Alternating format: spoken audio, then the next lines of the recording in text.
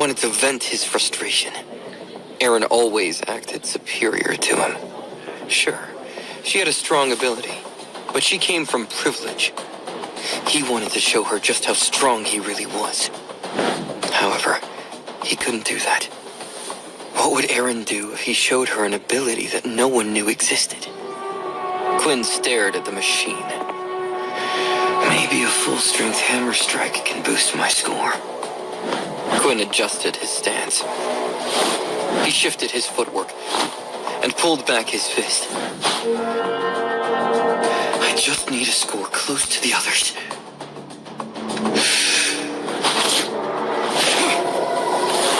His fist crashed into the machine. Numbers rolled upward. 8, 9. It stopped at 10. Quinn did the math. With his current strength at 16 while wearing his gauntlets, a strike at half power should equal 8. Quinn tried to be careful, but he overshot it. Vorden's eyes widened. Hey, did you get stronger? I thought you scored a 5 last time. Have you been working out? Quinn laughed, not looking at his friend. Actually, it was thanks to that game you showed me. I met a player who showed me how to activate my beast weapon properly. I realized in the assembly hall just how powerful beast weapons can be. I just lied through my teeth.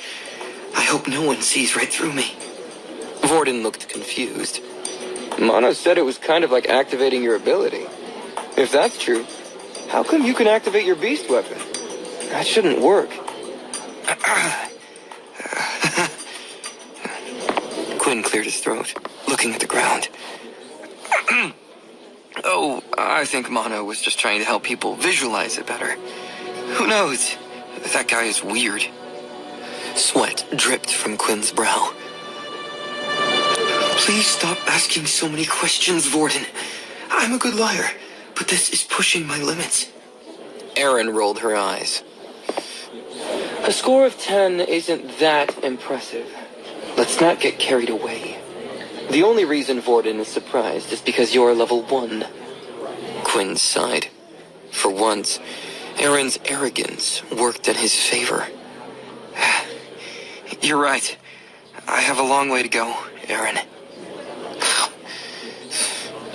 Layla crossed her arms. Are you happy now? Can we move on, or do you want us to jump through more hoops for you? Eren's lips turned into a thin line. That will be enough. I don't want to waste my whole day with you. We'll have to carry you weaklings to the finish line, but with Vorden, we'll still be the strongest team in our class. With the strength tests done, they moved to their strategy meeting. The planning didn't take long. Layla would cover the group from the back.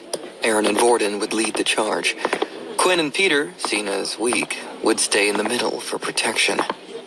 Eren didn't see the point in training with weaker students. She ended the meeting early and left to train alone. Vorden breathed easier as Eren left. What do you guys want to do? Combat classes are done for the day, so my schedule is fully open. Quinn grinned. That's perfect, actually. I'm addicted to that VR game you showed me. I'm still deciding what ability I want. Do you want to come with me? We can take turns. Vorden shivered at the mention of the game. You guys go ahead. I know I showed you how to play before, but I'm really sick of it. I played too much of it growing up, you know? Quinn shrugged. Suit yourself. I'll catch up with you guys later. Once Quinn left, Vorden turned to Peter. Hey, do you want to practice more with your ability? I remember you saying that you're saving your credits for a new skill book, right? If we get you a level 2 quickly enough, you might be able to buy a better skill book. What do you say?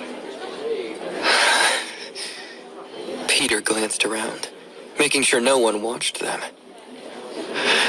Sure, that sounds good. Vorden raised an eyebrow, worrying about Peter. He looks so sheepish.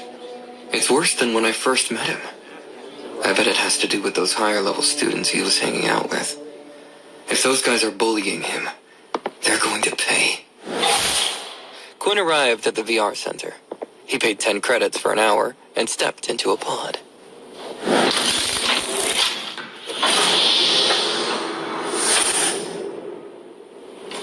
was the fastest way to train, the most efficient. Quinn had a plan and didn't want to waste a second. Quinn split his time into two. For the first 30 minutes, he would fight level 1 opponents. Each win gave him 25 experience points. If Quinn finished each fight in 5 minutes or less, he could rack up 150 points. For the second half, Quinn would challenge stronger enemies, not for experience, but to sharpen his skills. He needed to think faster, move better, and hit harder. Quinn entered the game and began his first match, executing his strategy. He avoided enemy strikes easily and unleashed a barrage of blood swipes to defeat his opponents.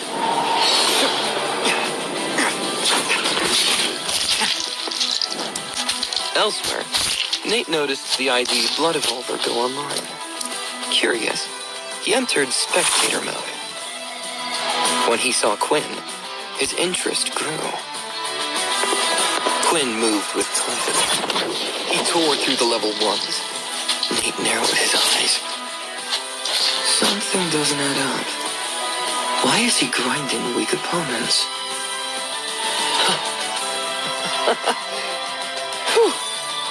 Quinn raised his fist in the air as he finished another match. Let the grinding begin! 170 out of 800 XP.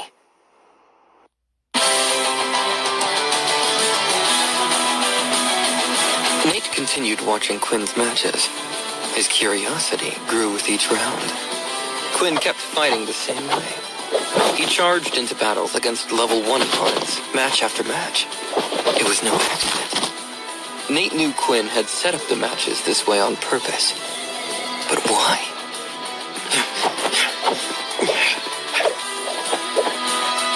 Quinn charged into every fight, ignoring the attacks of his opponents. He'd unleash blood swipes on them until they fell. It made no sense to Nate. Quinn didn't look like he was learning anything or being challenged. What Nate didn't know is that Quinn gained experience with every defeated enemy. Quinn's system worked differently from regular abilities. Quinn didn't need to improve his fighting skills to level up. After 30 minutes of non-stop combat, the repetition started to wear Quinn down. Only the slow climb in his experience bar kept him going. That was the moment he noticed Nate sitting on the stands, staring at him. Huh?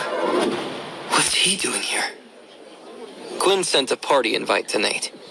He had a question for the other boy. Nate raised an eyebrow. He sent me a party invite. What is he planning? I only came here to watch him fight and then challenge him to a duel. Party invites are usually reserved for friends and troops who are trying to train together. But it'd be rude for me to reject him. Fine, I accept. The arena ground vanished. Nate and Quinn found themselves in a plain white room once more. Nate waved awkwardly. Hey, did you want something? If all you want is revenge, we can fight. You don't have to do anything weird. Quinn laughed. Oh no, I don't want revenge. Our fight was the highlight of my fights yesterday. I just had a question. Where did your friend get that cape? You know, the one who blocked my attacks? Nate breathed a sigh of relief. Oh, Sam's cape. That's why you wanted to talk to me? Nate glanced Quinn up and down, finally noticing his gauntlets. They looked to be in rough shape. Wait a minute. Are you a first year? Quinn wasn't sure how other schools worked. Maybe first years and second years got along. He pushed forward, hoping for the best. Yeah, I'm preparing for my first portal outing. I was hoping you could tell me what type of beast you got the cape from so I can look for it. Nate's eyes widened. Quinn had given him a challenge the day before. He hadn't expected the boy to be a first year. On your first outing, they always use the green portals. You'll have a chance to visit one of 3 places. Kaladi, Almpin, or Bartney. Out of these, you want to go to Kaladi. In the desert, there's a winged creature, I can't recall its name, but it's rare. The beast's core was used to make the cape. Quinn cursed under his breath. Did you say it was in a desert? Nate shrugged. Yeah? What's wrong with that? Quinn tried to put up a good front. He didn't want Nate to know about his weaknesses. Going out in the sun is not going to work for me at all. If I find a powerful beast with my stats halved, I'm probably going to die. Quinn gave Nate a thumbs up. Thanks for the info.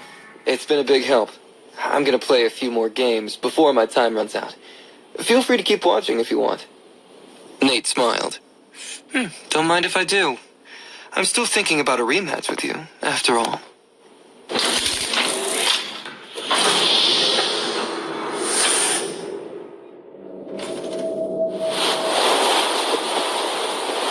Quinn used the quick match function, pairing with whoever was available.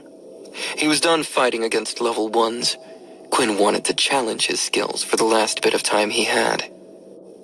Quinn matched up against a level 4 ability user. The man had a body transformation ability. The opponent's body stretched like rubber. The level 4 moved with incredible speed, making it hard for Quinn to keep up. Quinn managed to land a few hits, but ended up losing the match. In the following match, Quinn fought a level 2 user with a hardness ability. Quinn made quick work of him. After fighting Nate yesterday, weaker opponents with a hardening ability feel like a walk in the park. Quinn finished the match with a decisive hammer strike.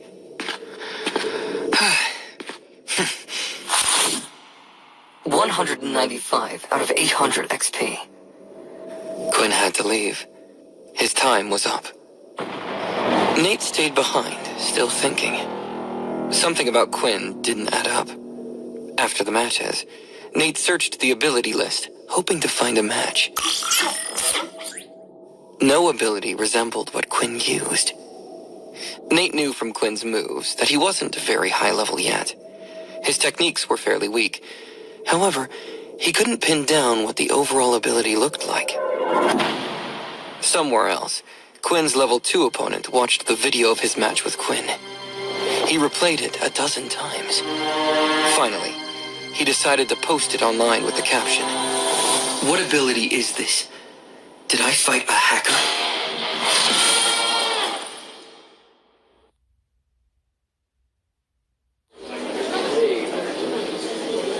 The forum post gained traction. Players who had fought Quinn began chiming in beneath the video. One user responded, "Yeah, I fought against him too, and he used those red lines on me." Another chimed in, I lost in an instant. More people wondered in the comments if there was an ability like that in the game. Others guessed that it might be a sand-based ability, but no one could pin it down. The thread was small but growing. Posts like this weren't uncommon. Players lost and cried hacker all the time. Most posts were ignored, but this one started to draw interest. The video drew the attention of Logan Green, one of the head coders for the game. He was a student at a military school himself, so he took interest in what other students were saying. Logan often checked the forums to look for bugs that he needed to fix. After reviewing the video, Logan's suspicion was piqued. He checked the user IDs involved in the match and examined the game logs. No, it can't be. Did he really manage to hack the system? Logan dug deeper into the match details, scrutinizing every log entry. He found nothing out of the ordinary. Phew. At least the game hasn't been hacked. That'd be a lot of work to fix. I wonder if he's an original. Maybe that's why I haven't seen this ability before. Logan considered the possibility of an original introducing a new ability to the game without his involvement. It didn't seem likely. The game wasn't able to reproduce the ability of originals. There were too many variables involved. Logan wondered about the user himself. Blood Evolver. Logan wanted to find out more about him.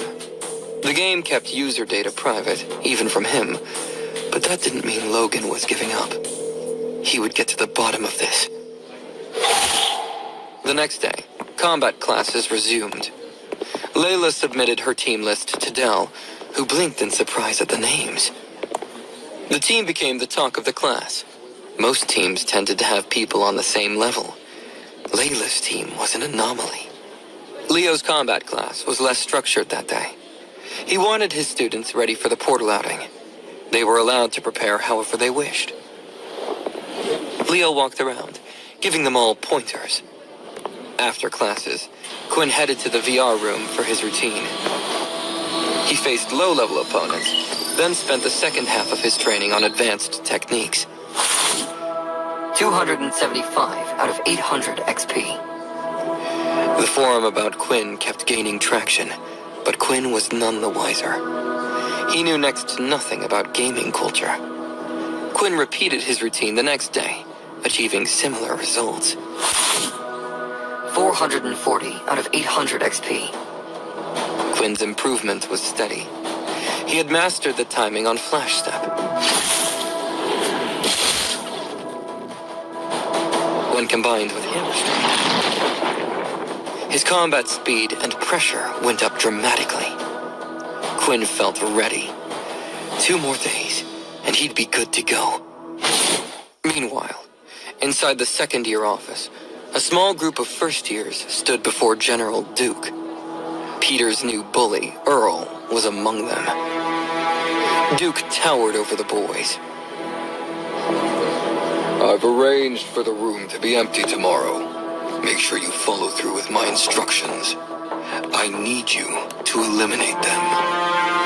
The boys saluted in unison. Yes, sir. We will. Duke tossed beast weapons and a skill book onto the table. With this skill, you should reach level 4. Keep working hard. More rewards will follow. After class, Peter messaged Vorden and Quinn. He wanted to meet them at a specific training center. Everyone knew that room was off limits since it contained portals. Quinn and Vorden rushed to meet him. The message seemed strange to them. It simply said that Peter needed help. Whatever was going on, Vorden and Quinn wouldn't let their friend get hurt. On the way, Vorden and Quinn bumped into each other. Quinn looked at Vorden, confused. Did you get Peter's message too?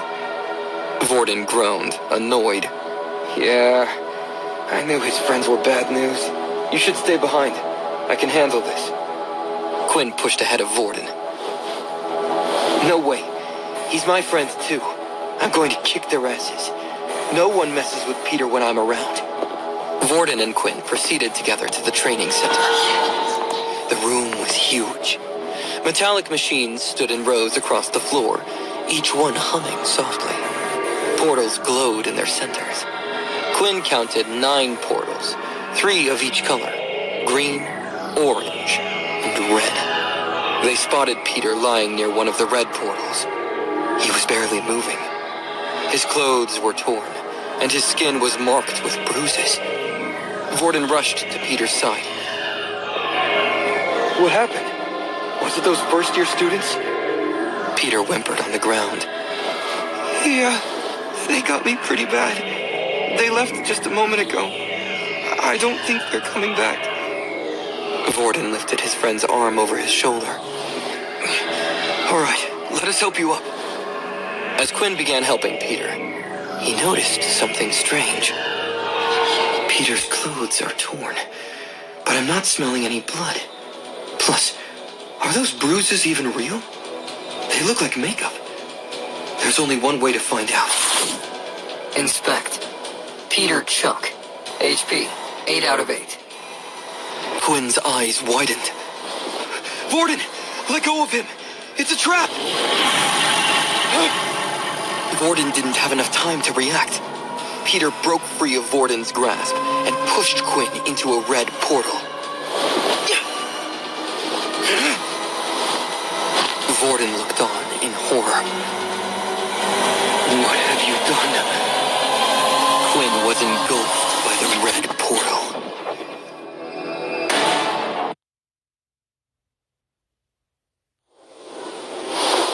The night before the portal incident, Peter left the dorm while his friends slept. Peter had been summoned by a group of first years. They'd added him as a friend on their watches, giving them direct access to him at any time. 5 first years waited for Peter outside the building. Earl was among them. Earl glanced at his watch. I hear you managed to get added to Quinn's team. That must mean they still trust you. But I believe I told you to meet me here at 8:30. My watch says it's 8:32. I thought you learned your lesson. But I guess you don't respect me yet. 2 of the first years grabbed Peter. One held Peter's hand behind his back, while the other extended Peter's right hand. Earl sighed, gripping one of Peter's fingers. 2 minutes late means 2 fingers, I'm afraid. Peter's eyes went wild with pain. Wait! I'm sorry! You said to be careful, right? I had to sneak out so Vorden wouldn't hear me. It's just like you asked. Earl rolled his eyes. Fine, I'll be generous.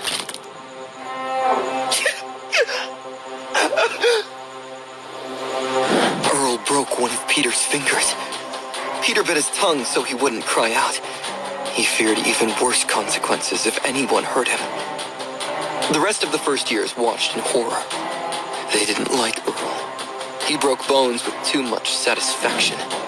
Earl was clearly a sadist, but he had the support of Mono and General Duke. The other first years had no choice but to do as he said. Earl stepped back so another first year could mend Peter's finger. I'll only break one of your fingers today, but I want you to remember my time is precious. More precious than your fingers. Peter trembled as the student healed his finger. Peter's eyes looked dead. He had resigned himself to do whatever it took to survive. Earl shoved Peter to get him to start walking. I called you here because the General wants to meet with you. Come on, start moving. We're already late because of you. They left the first year's side of the campus. Peter realized they were heading into the second year building. They didn't go to the front entrance, though. Instead, they slipped through the emergency stairwell. After a long climb, they reached a private interrogation room. It was supposed to be restricted to second years. Earl knocked on the door. Someone told him to come in. Inside, a single table sat between 2 chairs. At one end was General Duke, commander of the second-year students. Duke grinned. You guys wait outside. I'll speak with Peter. Alone. The first years left the room, waiting just outside the door. Duke laughed, seeing Peter's worried expression. Relax. I don't bite. Take a seat. Peter looked around, trying to find another exit. What does he want with me? He's one of the highest authorities in the school, isn't he? He shouldn't even know who I am. Why am I here? Duke spat on the ground. Those idiots worked you up too hard, didn't they? Peter, you're a smart kid. You know you can't rely on anybody else to defend you. Not even I could stop you from getting bullied. Don't you want the power to fight off idiots like that? I could help you. Peter's dead eyes flickered with hope. Duke produced several Earth skill books. I reviewed your file. You had no ability before coming here. We gave you the Earth ability, isn't that right? You're only at level 1 now, but I can change that for you. Duke threw a skill book on the table. Duke's smile broadened. I know you've been saving up to get your hands on a skill book. With these, You can advance beyond level 1. Your troubles would disappear. You'll be able to graduate with good grades. You could join a company as a hunter and earn a good wage for the rest of your life. Sounds nice, doesn't it? Peter's gaze was fixed on the skill books. These books were exclusive to the military. He had an Earth ability. No matter what he did, he'd always need the military's support to get stronger. Peter couldn't turn an opportunity like this down. Duke held up one of the skill books. Of course. Nothing comes for free. The world doesn't work like that. Those men out there work for me. In return, I offer them protection inside and outside the school. They also receive rewards for their service. Peter understood what was being asked of him. He had to be a dog of the military. No, he had to be one of Duke's dogs specifically. If Peter agreed, he could finally defend himself. Duke slid the book across the table, but kept his hand on top of it. You're going on a portal outing soon, aren't you? Accidents happen all the time. Every year, a student dies on another planet. Someone from your team might go missing this year. You're a smart boy, so I think you understand what I'm implying. Maybe it will be you, maybe not. So, what's your answer? Peter understood Duke's implication. Serve him, or die. The target was never Quinn. Duke wanted Vorden. However, Peter panicked when Quinn shouted. Before Peter knew it, he'd shoved Quinn into the portal. Now, as the reality of his actions hit him, Peter's hands shook. Vorden looked at the portal in horror. What the hell have you done? Peter crumpled to the ground. I'm sorry. I'm so sorry. You don't understand. I had to do it. Vorden advanced on Peter. Why? Because you were bullied? Because you were threatened? Peter retreated, afraid of his friend. You wouldn't understand.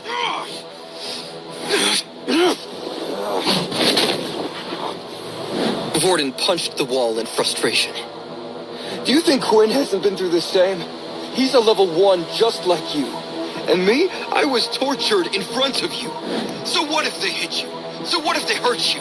As long as you can fight back, you have a choice. Vorden pointed toward the red portal. What you chose to do was sentence Quinn to death. Peter, did you even try to fight back?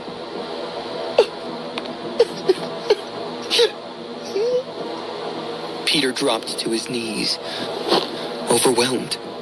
Tears ran down his face. Peter thought he just wanted a normal life. He wanted safety and peace. He never meant to hurt anyone. But Vorden's words hit hard. Had Peter ever really tried to resist? Maybe that was why he had always been a target. Then, Vorden staggered, grabbing his head. Voices shouted in Vorden's mind. Vorden recognized Ratens in the mix. I can't hold him back any longer, Vorden. Vorden shook his head. You have to try. If he takes over, I'll never regain control. Ratens sounded scared. The shock is too much. Looking at Peter only fuels his emotions. As Vorden looked up, Peter saw tears of sadness in his eyes. Vorden turned to the portal. There was only one way out. Peter saw what Vorden was about to do. No! What are you thinking? Vorden turned to Peter, sadness in his eyes. Peter, this is for your own good. You better hope I don't come back alive. Vorden ran into the portal, his body vanishing from the room.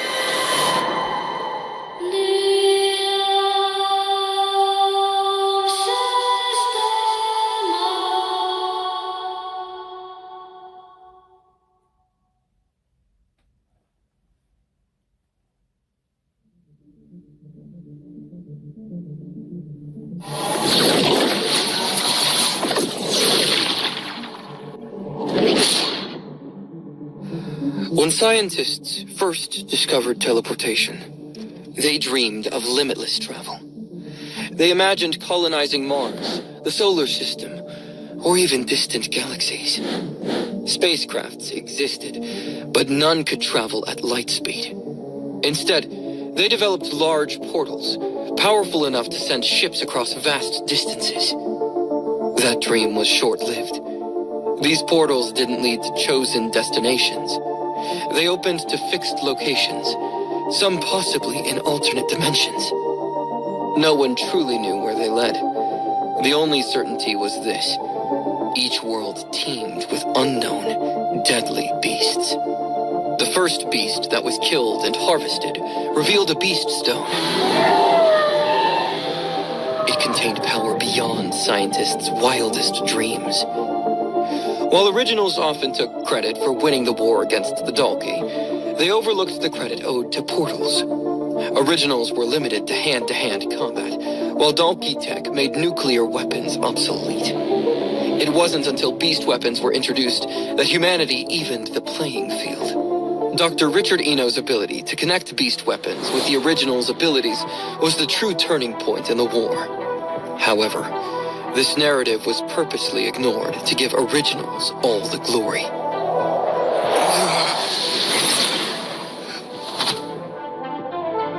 Vorden jumped into the red portal. He felt a tingling sensation all over. The world around him warped and displaced.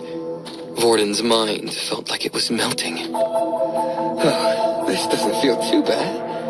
It actually feels kind of nice. Moments later, Vorden arrived at his destination. He opened his eyes to find himself in pitch-black darkness. Two pale moons hung in the sky, casting dim light on a broken landscape. Crumbled buildings surrounded him. This must be a destroyed colony. Looks like this isn't just a portal no one's gone through before. This is one of the portals that no one survived. Vorden's head still throbbed. He flinched, but when he opened his eyes again, the pain disappeared. Vorden felt in control of his mind again. Looks like the little one is gone. Good thing I jumped into the portal. Any longer, and I don't know what would have happened. Vorden's face shifted. Roten took over his body for a moment. Do you even know where we are? You jumped into a portal, you idiot. Vorden took control back, scanning around him. Looks like something bad happened here. Roten snarled, angry. Don't you know anything? Red portals mean it's too dangerous to build a shelter. You've sentenced us to death. Vorden was surprised. Really? Roten slapped his forehead. Are you really that clueless? Great! So you saved Peter, but you doomed us to die out here. All we have is Peter's weak level 1 ability to help us. Do you really think we can fight a beast? That wasn't even their main problem. If there were no people around, that meant no portal technology. Portals required a lot of energy and equipment to work. Vorden doubted this world had either.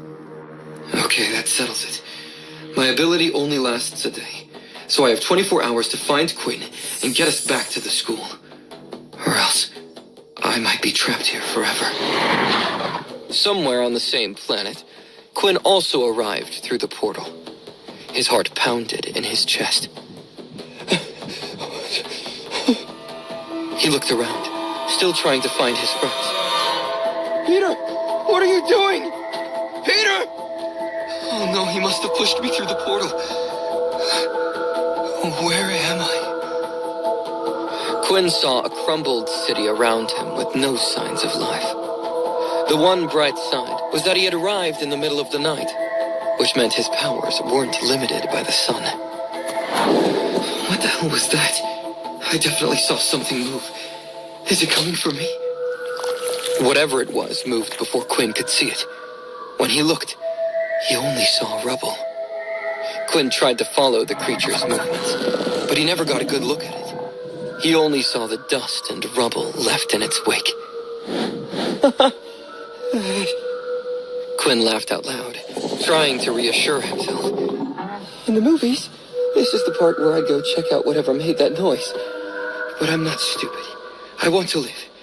I'm going to stay away from whatever that thing was. Quinn backed away, keeping an eye on the last place he saw the creature. Once at a safe distance, he turned around. A horrifying sound came from behind. Quinn spun around to see a monster charging toward him. It wasn't an ordinary animal. It was a beast. Oh no! A monster rushed toward Quinn. He'd never seen one before, but he knew what it was. A beast. It was the size of a large dog, with the head of a rodent. The beast ran on all fours, with thick limbs and a thin body. It looked like a giant black rat on steroids. The beast leaped at Quinn, showing its sharp claws. Quinn unleashed a blood swipe on pure instinct. The attack hit home. The beast went flying, bleeding from its stomach. Quinn used his inspect skill while the creature recovered. Name, Radiclaw. Beast, basic tier. HP, unknown. Other information is unavailable. Why is it only showing me limited information? I guess Inspect doesn't work as well with beasts. Whatever. At least I know it's only a basic tier beast. I'm pretty sure I can handle it. The Radiclaw recovered. It charged at Quinn again. Quinn unleashed another blood swipe, since it worked so well the first time. But the Radiclaw saw this coming. The creature sidestepped the blood swipe, barely losing its stride. It leaped at Quinn. Desperate, Quinn shoved the gauntlet into the beast's mouth. The beast clamped down with its sharp teeth. Defense, 1. Durability of gauntlets has decreased by 50%. Strength has fallen, 2 out of 3. Quinn shook his arm, trying to unlatch the beast. Get off me! Quinn couldn't use Blood Swipe or Hammer Strike with the beast so close. He needed to take a more direct approach. Quinn punched the beast's head repeatedly. The creature began to ooze black blood from all over. Its hold on Quinn loosened with every attack. Quinn kept up the barrage until he felt the teeth let go of him. You could have lived if you just left me alone! Quinn looked like he had just emerged from a horror movie. His arms and clothes were covered in black blood. Just then, a message appeared in front of him. Basic tier beast, Radiclaw, has been defeated. 100 XP points gained. First basic tier beast killed. Bonus XP awarded, 200 XP. First time killing Radiclaw, bonus XP awarded, 100 XP. 880 out of 800 XP. The multiple notifications took him by surprise. Quinn received more XP for killing a beast than he ever did for defeating a human. He also gained bonus XP for defeating a beast for the first time and a Radiclaw for the first time. Quinn didn't understand why a vampiric ability would reward defeating beasts over humans, but he wasn't complaining. Beasts proved to be a gold mine. Congratulations, you are now level 5. Race, Halfling. HP, 30 out of 30. 40 out of 1600 XP. Strength, 13, 2. Agility, 15. Stamina, 12. Leveling up granted Quinn an extra stat point. He decided to allocate it to strength. Strength, 14, 2. He needed a total of 15 strength to perform the Hammer Strike skill effectively. The gauntlets had provided an additional bonus, but their durability had dropped, affecting his strength. He wanted to raise his strength to 15 before he started to put points elsewhere. Quinn wanted to be able to perform Hammer Strike without the gauntlets. Another message popped up, surprising Quinn again. New skill unlocked. Blood Spray. Blood Spray. The user sprays a cone of blood pellets from an open palm. This attack is more effective at close range. Cost, -5 HP. The skill reminded Quinn of a shotgun, a wide-range attack. It was perfect for crowd control. Still, with a 5 HP cost, he had to use it wisely. Quinn couldn't afford to run out of blood while on such a dangerous planet. He didn't have Layla to help him fill his blood bank. Quinn approached the dead beast. His system said it was dead, but Quinn took no chances. Quinn looked at the creature's blood. Inspect. Radiclaw blood. If blood is consumed, it is poisonous to the body. Minus 1 HP for every milliliter consumed. It was expected. The signs indicated that his body would reject the blood. I wonder why my body only accepts human blood. Only the blonde man from my tutorial videos can answer that. And he's probably not around anymore. Quinn wanted to find the beast core. He knew it was a small crystal located inside the beast. It could be used for crafting beast weapons and armor. He could also just sell it for extra credits. Quinn froze in place. He heard something moving. No, it's not just one. There's a group of things moving. He turned around slowly. 10 Radiclaws charged at him from afar. Their numbers posed a serious threat. Quinn knew he had no chance against 10. His only option was to run. Quinn dashed down the empty street, unsure of where he was going. Quinn spotted a building that seemed less damaged than the others. He entered and found a stairway to the right.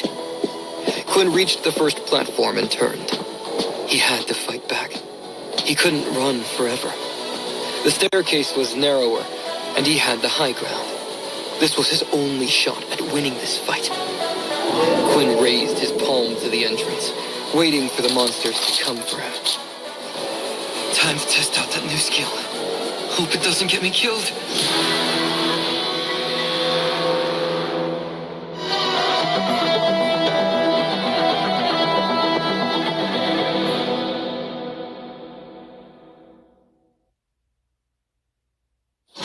Quinn had a clear view of the creatures advancing toward him.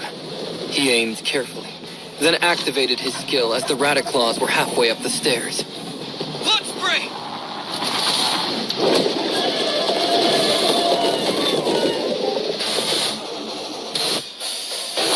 25 out of 30 HP. A sharp burst of red energy shot from Quinn's palm. 5 Radiclaws flew back, tumbling down the stairs in a tangled heap. However, the attack only affected those in front. The Radiclaws in the rear climbed over their fallen peers, ready to attack Quinn. Quinn ran up the stairs. If I can get on the second floor, maybe I can repeat that strategy. These creatures aren't smart enough to see it coming. I just need to put a little distance between us. Quinn stopped at the top of the stairs. The way forward was blocked off. Part of the ceiling had fallen in, cutting off his access to the second floor. Quinn turned around, waiting for the beasts to move in. The ones he hit earlier were already on their feet again, coming for him. 10 pairs of eyes moved closer to him in the pitch darkness. Quinn held out both hands, palms wide.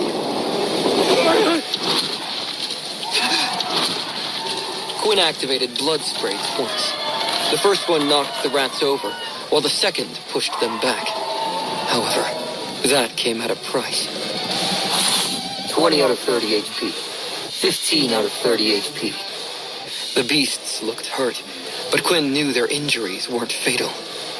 Quinn stayed at the top of the stairs. Although blood spray was effective against multiple targets, it wasn't as powerful as blood swipe. The force was enough to knock them back, but not to kill them. Quinn concentrated on each Radiclaw individually, changing up his tactics. Blood swipe! Blood swipe! Blood swipe! Red lines leapt from his hand, attacking the creatures one at a time. Radiclaw has been defeated. 100 XP. 14 out of 30 HP. Radiclaw has been defeated. 100 XP. 13 out of 30 HP. The messages dinged in his ear as each beast fell. Quinn kept the barrage of blood swipes going until the very last Radiclaw fell dead.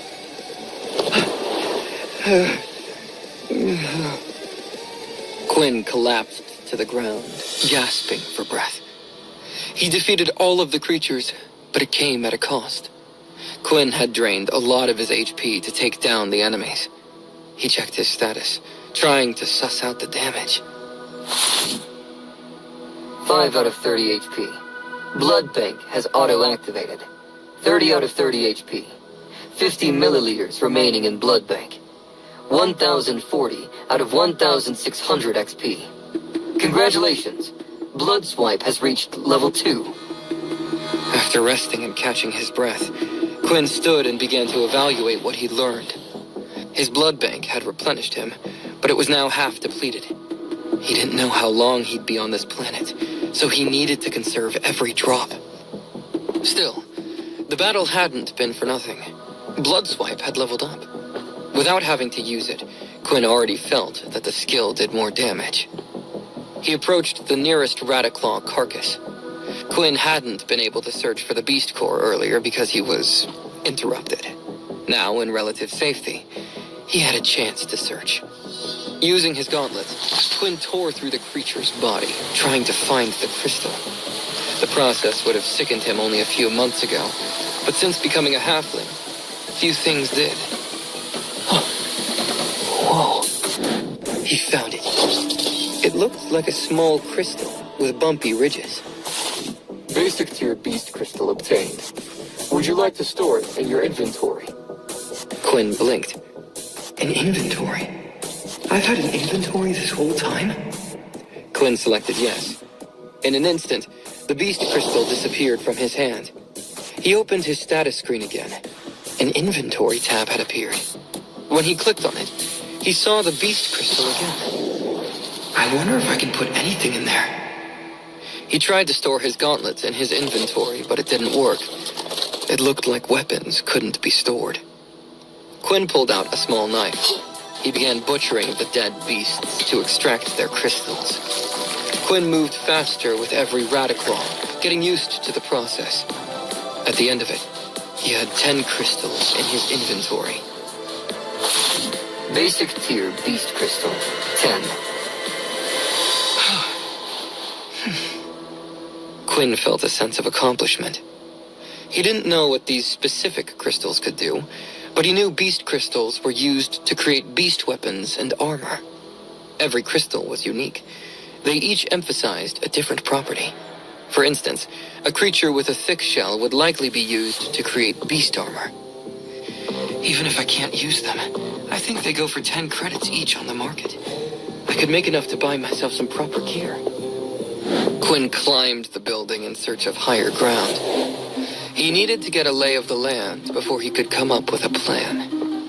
Quinn avoided the rubble and gaps in the stairwell, slowly making his way upward. Eventually, he reached the rooftop. From 3 stories up, Quinn scanned the ruined cityscape. His heart skipped a beat. So this is a human shelter. But why is it all destroyed? He noticed one of the buildings had the same crest as his school on it. Quinn knew what it was by sight. He'd seen buildings like that in the city he'd just come from. It was a military storage facility. The military kept its weapons and equipment locked away in places like that. Quinn could find anything from skill books to beast weapons inside. But more importantly, a portal. All right, at least I have a lead. Now let's just hope I don't die before I get there.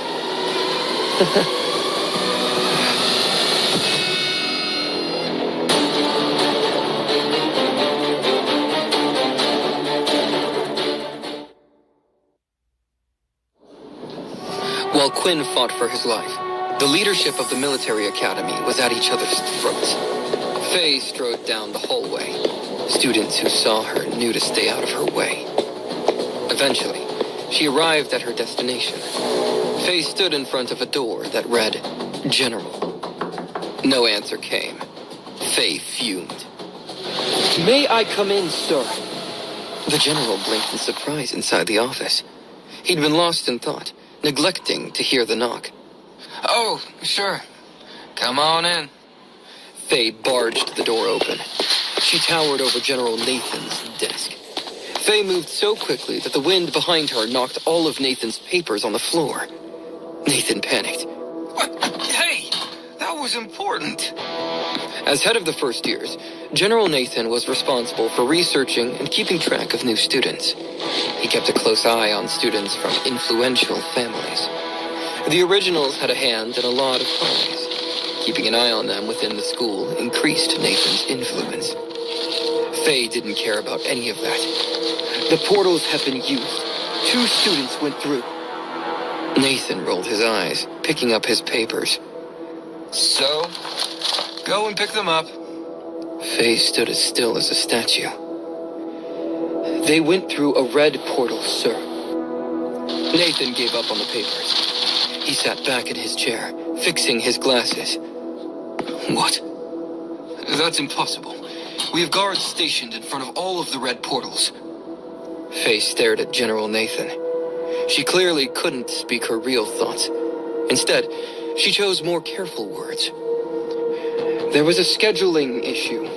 Guards left, but new ones never replaced them. I'm investigating the incident. However, the issue remains. 2 students are gone. Nathan rubbed his temple. He was getting a headache. I knew we needed cameras in this school. This wouldn't have happened if we did. Parents are so concerned for their kids' privacy, they forget that it's for their safety. Once again, the originals had made their presence known in the school. Because originals kept their abilities a secret, they didn't like video recordings of their children being owned by the military. This was so the military wouldn't be able to study the abilities. Nathan tried to change the original's mind every year when an incident like this happened, but it never worked. Nathan took a sip of his coffee, hoping it would help the headache. Do we know which students went through the portal? Faye straightened, reporting her findings. The first one is Quinn Talon. Nathan dismissed the name out of hand. He didn't recognize his family, therefore he was disposable. Faye looked Nathan in the eye. And the second student is Vorden Blade. Nathan spat out his coffee in shock. Him again. I looked into his family after the second year's incident. They're bad news. Make sure news of this doesn't reach them. That's an order. The next morning, the school returned to routine. The day of their first portal outing had arrived.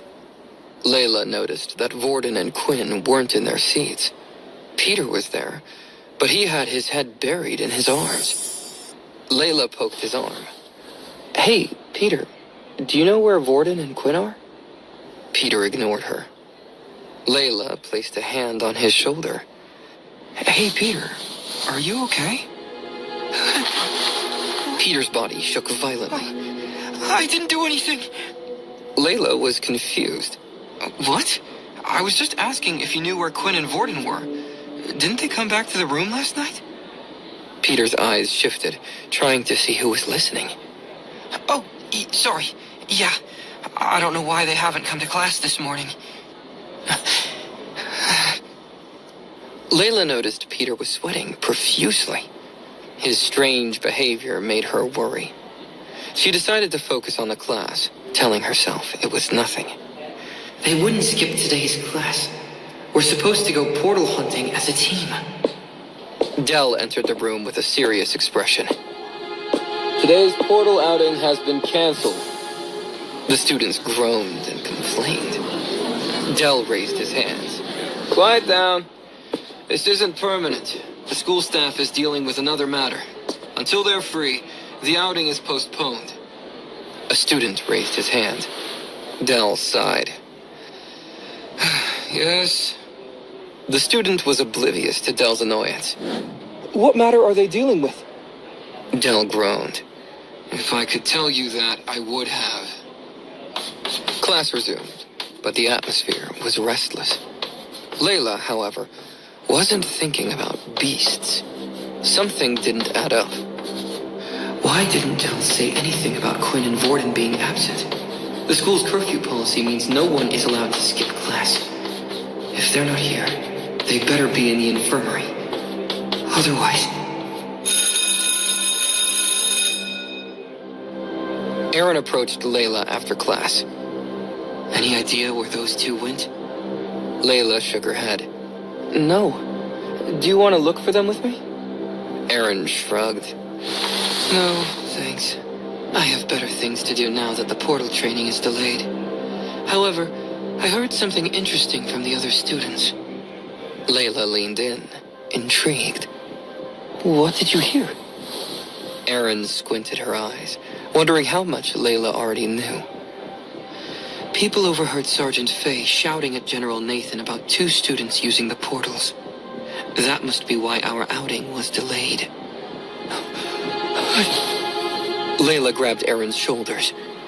Wait, what did you say? Aaron recoiled, uncomfortable with being touched. Don't you see? Vorden and Quinn must be the missing students. No wonder Dal didn't mention them. It felt like pieces of a puzzle were falling into place for Layla. She needed one last piece. Layla knew exactly where to find it. She fixed her gaze on Peter. Peter felt Layla's stare on the back of his head. If anyone connected him to what happened to Quinn and Vorden, his life would be over. There was no way that General Duke would protect him. Peter had no family, no connections. He'd be very easy to wipe off the map. As Layla stepped toward him, Peter bolted from his seat. Layla turned to Aaron. We have to chase after Peter. He knows something. Aaron ran after Layla. What makes you think that? Layla frowned. Only guilty people run.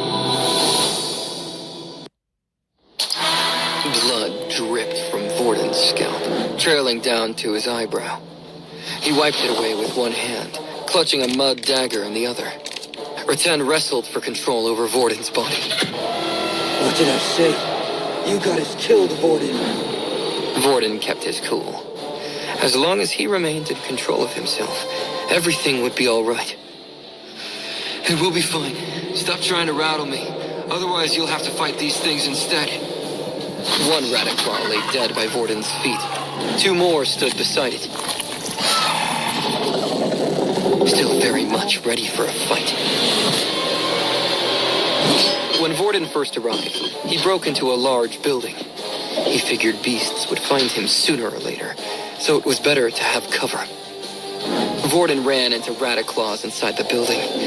The beasts wouldn't have been a problem if Vorden had a stronger ability to draw from. Radiclaws had thick hides that protected them from weaker attacks. Vorden's level 1 Earth ability did little to penetrate their armor. He had to rely on his fighting skills and speed to take them down. It took a lot more energy than if he had borrowed Aaron's ice power. Vorden managed to take one of the Radiclaws down. Just as he managed to deliver the final blow, another one appeared. The Radiclaw clawed at Vorden, cutting his scalp. This threatened to push Vorden too far.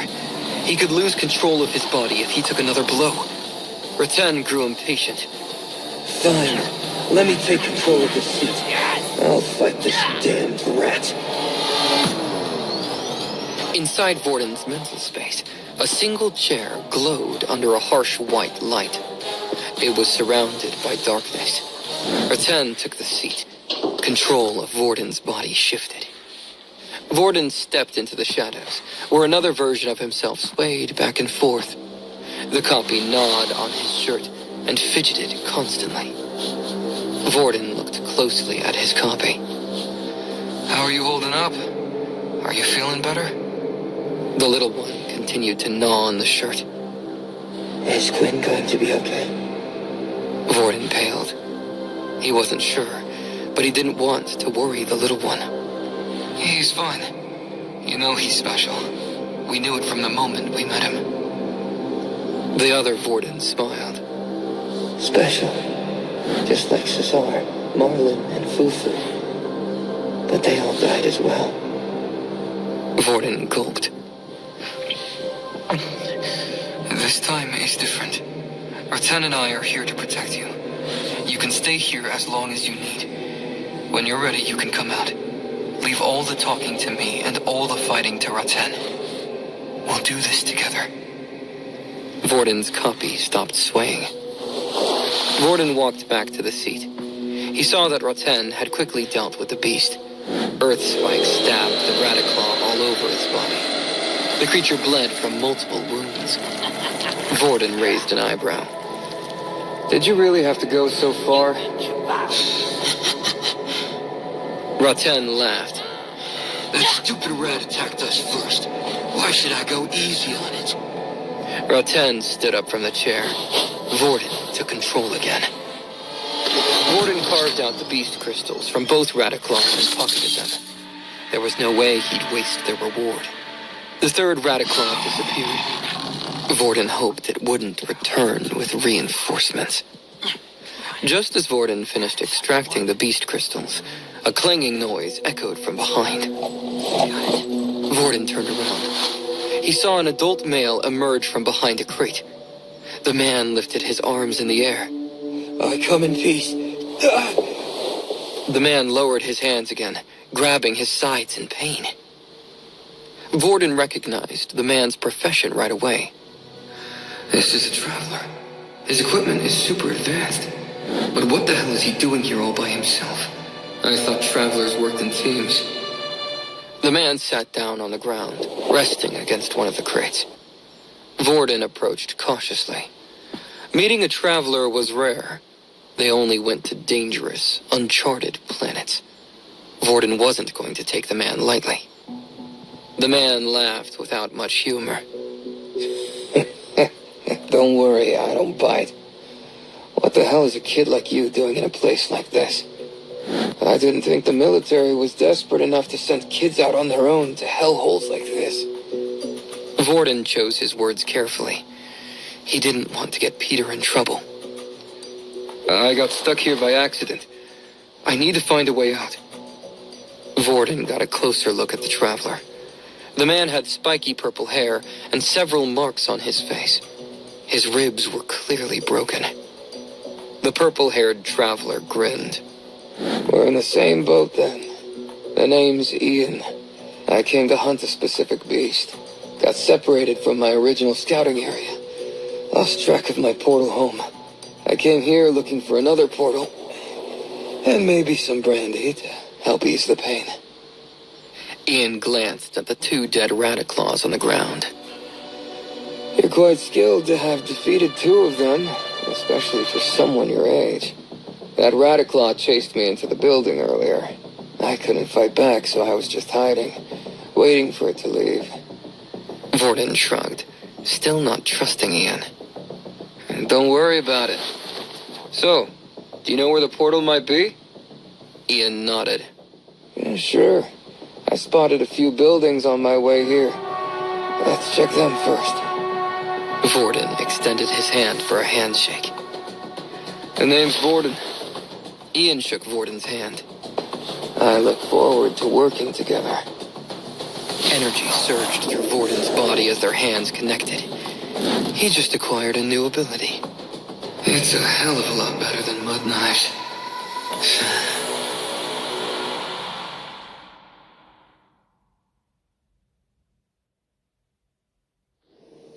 Hours had passed since Vorden landed on the planet. It still looked like night outside. Darkness cloaked everything, making it hard to spot beasts in the rundown shelter. Radiclaws might be hiding anywhere. Darkness covered everything. The only light source came from the twin moons in the sky. Vorden turned to Ian. You've been here longer than I have. When does daylight come around? Maybe we should wait when it's light out so we can spot those rats before they find us. Ian laughed. You don't know where you are, do you, kid? The planet's rotation takes a full year. We won't see the sun again for another 6 months. If you want to wait that long, be my guest. Damn it. Without sunlight, I have no idea how long I've been here. My ability only lasts 24 hours. If I can't keep track of it, this will create problems. Plus, Ian looks injured. I don't know if I can keep an eye on him when it's this dark out. If a rat grabs him, I might not even notice.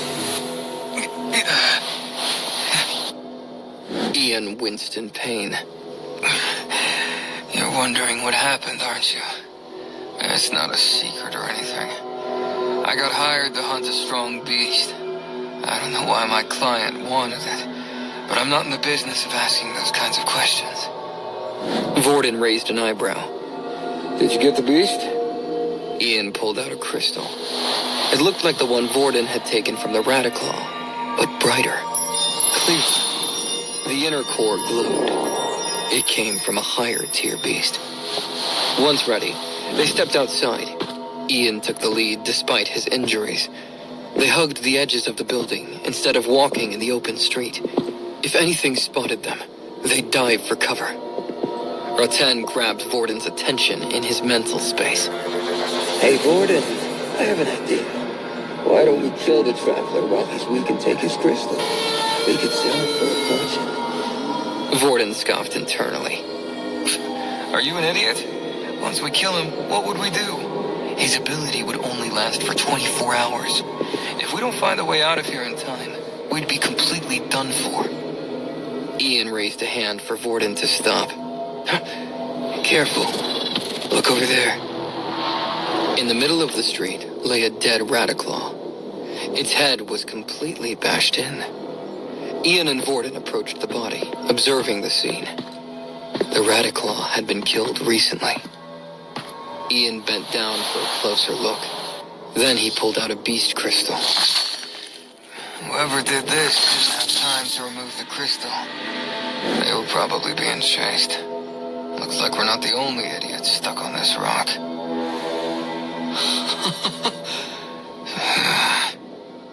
Raten laughed in Vorden's head.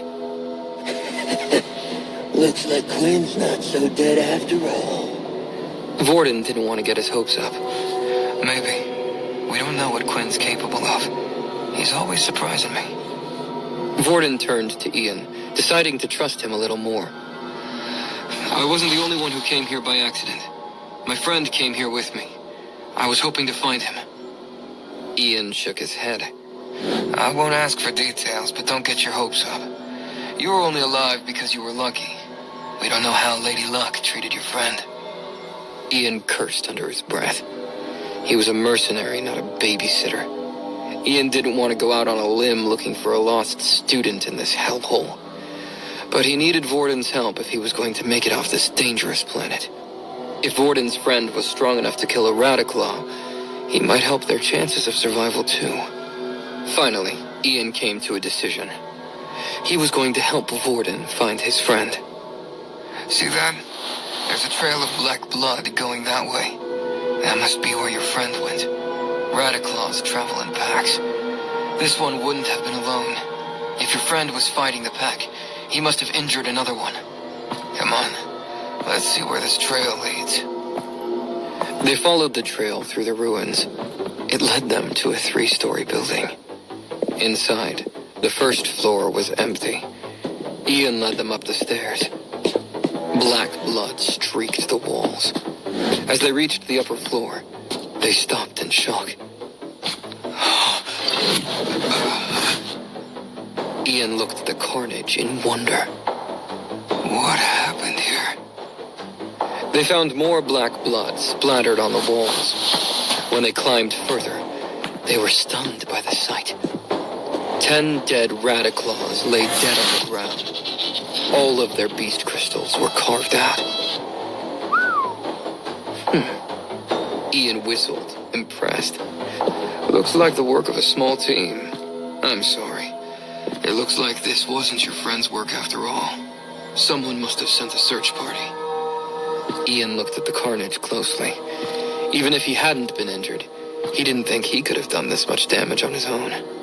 Radiclaws weren't strong, but taking on 10 of them at once wasn't feasible for one person. Raten rattled Vorden's mind. Do you still think this is Quinn's word? That weakling is only a level 1. Vorden sighed.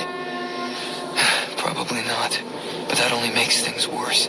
If there are more people here, Quinn might be in danger. Whoever did this looks like a monster. Ian and Vorden decided to go up to the roof. They wanted to get a better view of their surroundings. This was one of the few buildings still in decent shape. Once they reached the roof, Ian spotted something moving. Get down, quick. They dropped to their bellies. Vorden peeked over the edge to confirm what they saw. A massive beast moved below. It stood upright like a human, but had a scorpion's lower body. 6 legs, 4 claws, one enormous mouth for a head. Ian looked nauseous. That's an intermediate beast. They watched as the beast slowly entered a building. Vorden noticed a military symbol on the side of the building. What's that place over there? Any chance they'd have a portal in there? Ian swallowed. I doubt it. That's a storage building. They wouldn't keep something so valuable in there. Storage buildings are usually the first place targeted by looters when things go south. Besides, even if there was a portal in there, we wouldn't survive an encounter with that beast. We'd be as good as dead.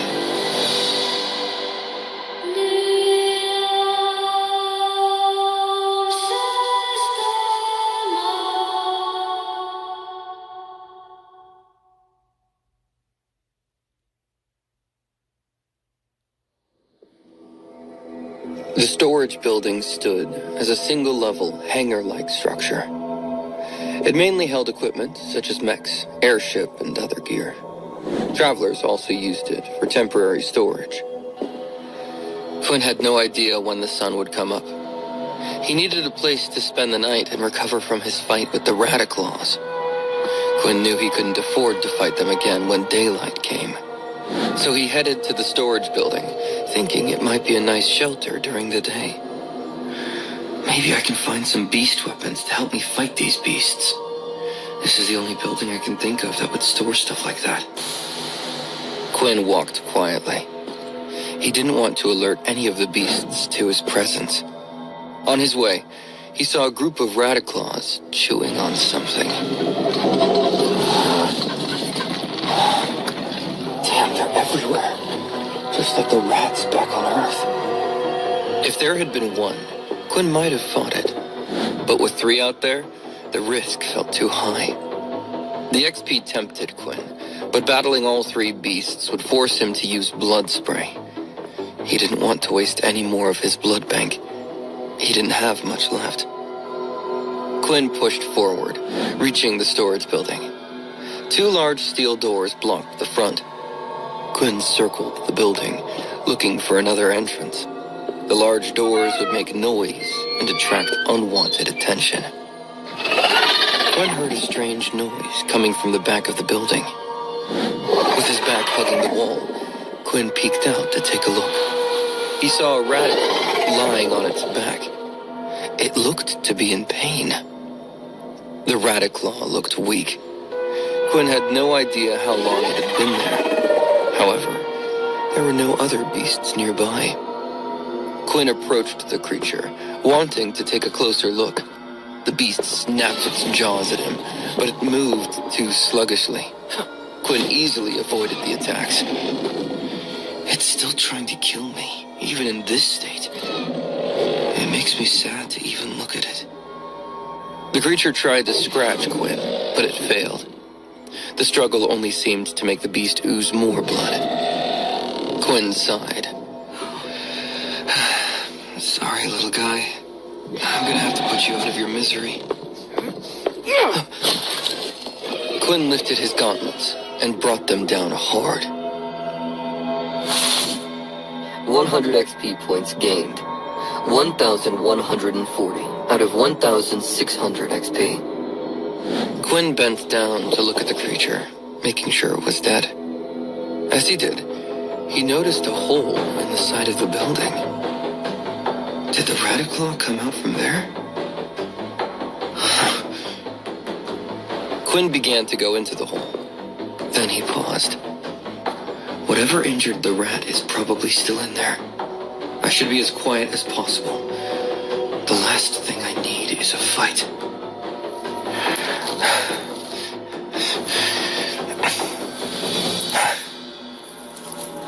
Quinn crawled toward the hole and peeked in. The hole was just big enough for a human, but the dark possibilities inside made his stomach twist. What if there were hundreds of rats in there? Or something worse? He edged closer, eyes scanning the dark hangar beyond. No moonlight seeped in, but his vision allowed him to see clearly. Quinn saw nothing move as he scouted the area. Still, he couldn't be sure. Quinn hesitated, then made up his mind. It's my only option. If there's a beast weapon in there, it could help me survive this world. He crawled through the hole and stood up inside the hangar. Quinn's stomach dropped. Everything had been destroyed. Scrap metal and debris littered the floor. No mechs, no airships, no weapons. Whatever had once been here was... But the building was huge, and Quinn wasn't ready to give up. There might be something of value hiding somewhere. Quinn walked around, making sure not to make noise. He noticed that there was a room running the length of the hangar. Is that a room, or maybe it's a container? I wonder what's inside. A padlock kept the room closed. This was a military encampment, which meant the door was built with the expectation that people with abilities would be trying to break into it. There was no way Quinn could force his way in. That must be why the beasts didn't manage to get in there either. Damn it. I want to peek inside. Should I try to use Hammer Strike? It attacks the base defense of my enemies, so it might work similarly with the door. Quinn looked around. The hangar was made of metal. It had high ceilings. If he used Hammer Strike, the sound would carry. Whatever creature was inside the building would definitely hear. Quinn didn't want to take such a drastic action, but he also couldn't give up. He was so close. Quinn tried the padlock, hoping to get lucky. Of course it didn't work. I've never been lucky. Quinn stopped for a moment, trying to think. He concentrated on the door with his mind. Inspect. A passcode machine linked to a steel door. Entering the right combination to the door will successfully open it. Quinn swore under his breath. Just as he did, he heard another notification. The Inspect skill is now level 2. The Inspect skill will now display more information about objects, humans, and items. Bloodswipe had leveled up recently, but Quinn hadn't taken the time to think about what that meant. It only now occurred to him that his Inspect skill could level up as well. Quinn concentrated on the lock again. Inspect. A passcode machine linked to a steel door. Entering the right combination to the door will successfully open it. Please touch the lock for more information. Quinn touched the lock. Nothing happened. He used the Inspect skill one more time. A passcode machine linked to a steel door. Entering the right combination to the door will successfully open it. The combination to the door is 25367.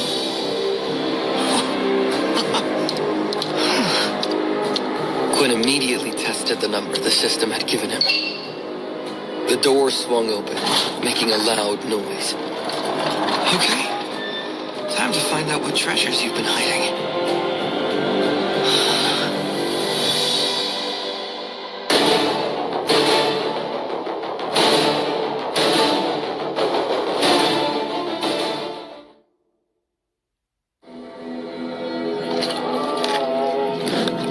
With the intermediate beast patrolling near the storage room, Ian decided to explore another part of the encampment.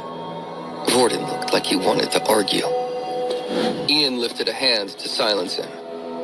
Listen, kid, I've been through red portals before. I know how these things work. Portals are expensive. The military doesn't set them up anywhere near beasts. If that giant beast could enter that building, that's all the proof I need that the military wouldn't keep a portal in there. Ian knew that there were portable portals as well, but they were expensive. Someone at Ian's level wouldn't possess one of those devices because they were one-time use only. Vorden sighed, knowing he had to trust the traveler. Any ideas on where the portal might be then? Ian looked around the area, thinking. My guess is somewhere underground. It's safer from larger beasts that way. There's probably a hidden entrance in a nondescript building somewhere. Vorden blinked. Wait, so are you saying we just need to keep checking buildings at random? Ian shrugged. More or less. We can rule out residential buildings. They wouldn't be large enough to house a significant underground base. Small buildings in dangerous areas can be ruled out as well. There are only a few large buildings that could accommodate a big base beneath them. Ian and Vorden checked building after building, but they found no secret entrance. They finally arrived at a destroyed library. The books were moldy, and the shelves were broken down. Ian rubbed his belly. Listen, we've been walking for a while. Why don't we take a break in this library? I doubt the rats find books very tasty. They shouldn't be coming in here. Ian and Vorden entered the library, heading straight to the second floor. There were too many openings on the first floor to make it a safe haven. They moved bookcases on the second floor to create an impromptu barricade. Vorden noticed Ian was capable of superhuman feats. However, that wasn't Ian's ability. He wore an advanced beast armor, which enhanced his normal capabilities. Armor like that was expensive, but it made sense for someone of Ian's profession. Vorden couldn't move the bookcases on his own, so he helped Ian where he could. Ian was still injured, after all.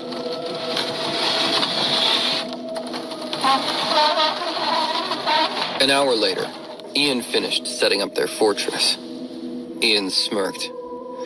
It's a nice home, isn't it? Well, what are you waiting for? Let's go inside. As Vorden stepped inside, Ian pulled one last bookshelf around them. This sealed them in a square space surrounded by books. The room went pitch black. Ian punched holes into the bookshelves so they could see if any beasts approached. It also gave them a little bit of light to see. Ian took a small stone from his pocket and placed it on the ground in the center of the room. Ian tapped the stone. A warm orange light glowed from it. While the light was dim, it made a significant difference in the dark room. Ian went through his pockets, handing Vorden a pill. Here, take this. Vorden blinked, recognizing the item. A food supplement? Ian took one himself. Yeah, you don't look like you're carrying any with you. It has all the nutrients you'll need to stay alive. I don't have any water on me, but the piping still seems to work in this camp. It might taste a little weird, but it'll keep you alive. Ian smiled at Vorden. You get some sleep. I'll keep watch. We'll switch later. Sound good? Vorden felt the fatigue of the day wash over him. He'd had a full day of classes before being transported to this world. Vorden didn't even know how long he'd been awake for. Sounds wonderful. Thanks, Ian. Wake me up when you want to switch.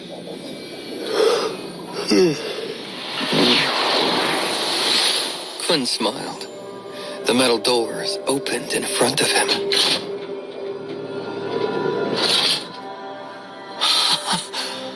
Wow. He looked at a nearby mirror for a moment. I love you, system. I promise I'll never speak ill of you again. Quinn didn't know if the system was aware or not, but he needed to express his gratitude. He stepped through the door, looking around the room. As Quinn entered, his hopes for finding legendary beast equipment were dashed. The room was filled with books. He felt dejected. However, when Quinn picked up a book, his feelings changed. Earth Ability Book Level 1. Unable to learn. Would you like to convert it into 10 XP? Are all these ability and skill books? I can't learn them, but I sure as hell could use the XP they give me. The book vanished from his hand, being absorbed by his system. 10 XP gained. 1,150 out of 1,600 XP. Quinn began picking up more books. he discovered that a level 1 skill book provided 5 XP, while a level 1 ability book provided 10 XP. The system didn't absorb the same book twice, so duplicates were useless to him. The books were mostly Earth books, since they were all controlled by the military. As Quinn moved toward the back of the container, the level of the books increased. A level 2 ability book granted him 100 XP, while a level 2 skill book granted 50 XP, even if he had previously absorbed the level 1 version. Quinn gorged himself on books. He was so absorbed in the process that he barely noticed when a notification appeared. 1,650 out of 1,600 XP. You are now level 6.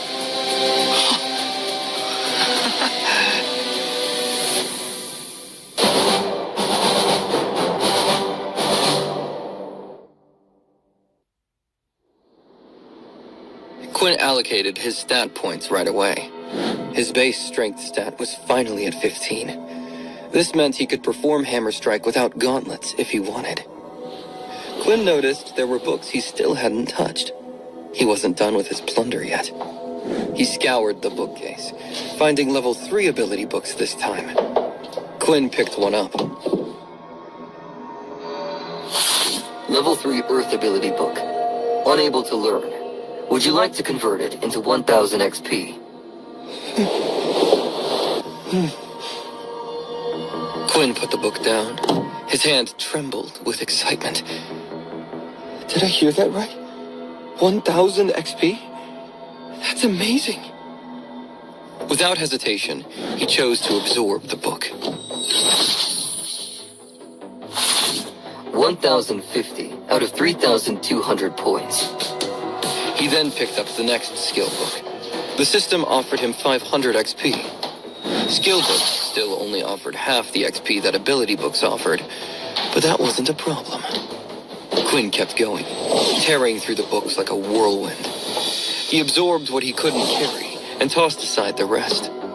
As much as Quinn wanted to keep them for trade, books weren't like beast crystals. His internal inventory refused to store them. Besides, carrying books around in a dangerous place like this would only get him killed. When Quinn finished going through the bookshelf, he'd leveled up twice. Level 8. 45 out of 45 HP.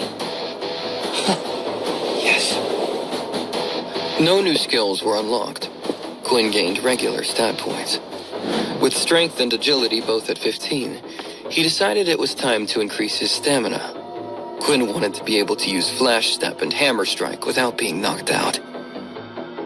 Strength 15. 2. Agility 15. Stamina 14.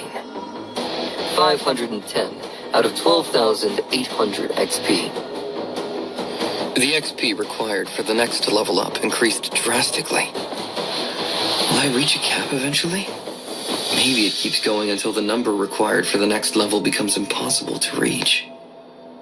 Quinn went through all the books again, making sure he didn't miss any. The books only went as high as level 3, so Quinn still didn't know how much XP a level 4 book would give him. All he had now were duplicates of the books he'd already absorbed. Quinn picked up a level 3 book, wondering what to do with it. Maybe Peter could use this. One book wouldn't slow me down too much. However, thinking of Peter triggered a painful memory. Peter was the reason Quinn was in this place. Quinn wasn't sure how long he would be trapped here, or if he would survive. Anger surged through him. He ripped the book up, deciding he would no longer help Peter. Betrayal once meant there was a risk of it happening again. Quinn noticed one shelf at the very back that he hadn't yet explored. It appeared empty from a distance, but up close, he saw a single book placed there. When he touched the book, a new message appeared. Level 6 ability book. Shadow Element. Excited, Quinn eagerly anticipated how much experience a level 6 ability book would provide. Perhaps it would boost him to level 10 and unlock the shop in his system. Unexpectedly, Another message appeared. Ability is compatible with the system. Would you like to learn? Quinn dropped the book and took a step back. He'd never seen that message before. Was this even possible? He stared at the name, Shadow Element. Quinn had never heard of this ability before. For someone who'd studied abilities as much as he had, that meant something. Intrigued, Quinn picked up the book again. He wondered if the system would allow him to stash it in his inventory. It hadn't worked so far, but this book somehow felt different. To his surprise, it worked. The ability book disappeared from his hand, showing up in his inventory. Quinn didn't activate the book. Not yet. He needed to understand it better first. If the shadow element worked with his vampire system, then maybe others might as well. He couldn't risk wasting a once-in-a-lifetime choice. Usually people could only use one ability. Maybe it was the same for him. As his thoughts spiraled, one thing was clear. Quinn wasn't human anymore. Whatever that book his parents gave him had done, it changed everything. His powers, his body, even how the system treated him all pointed to something different. It was the only explanation that made sense. The book that gifted him the vampire system wasn't an ability book. It was something else. Whatever it was compatible with this shadow element. He needed to learn more about it. Quinn closed the door to the container unit and settled in. It was safe in there. No beasts could get in. Quinn needed to rest. He didn't know how long he'd been awake, but he was exhausted.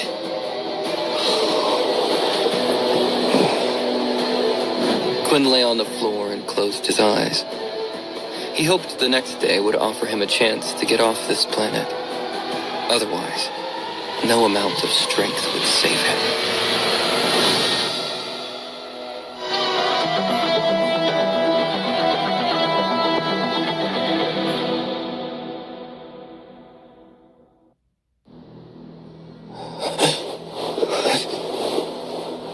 Quinn lay on the cold, hard floor. He opened his eyes, but all he could see was a blinding white light. As Quinn woke up, memories of his situation came back to him. He wasn't at school anymore. Quinn was lost on a faraway planet. All alone.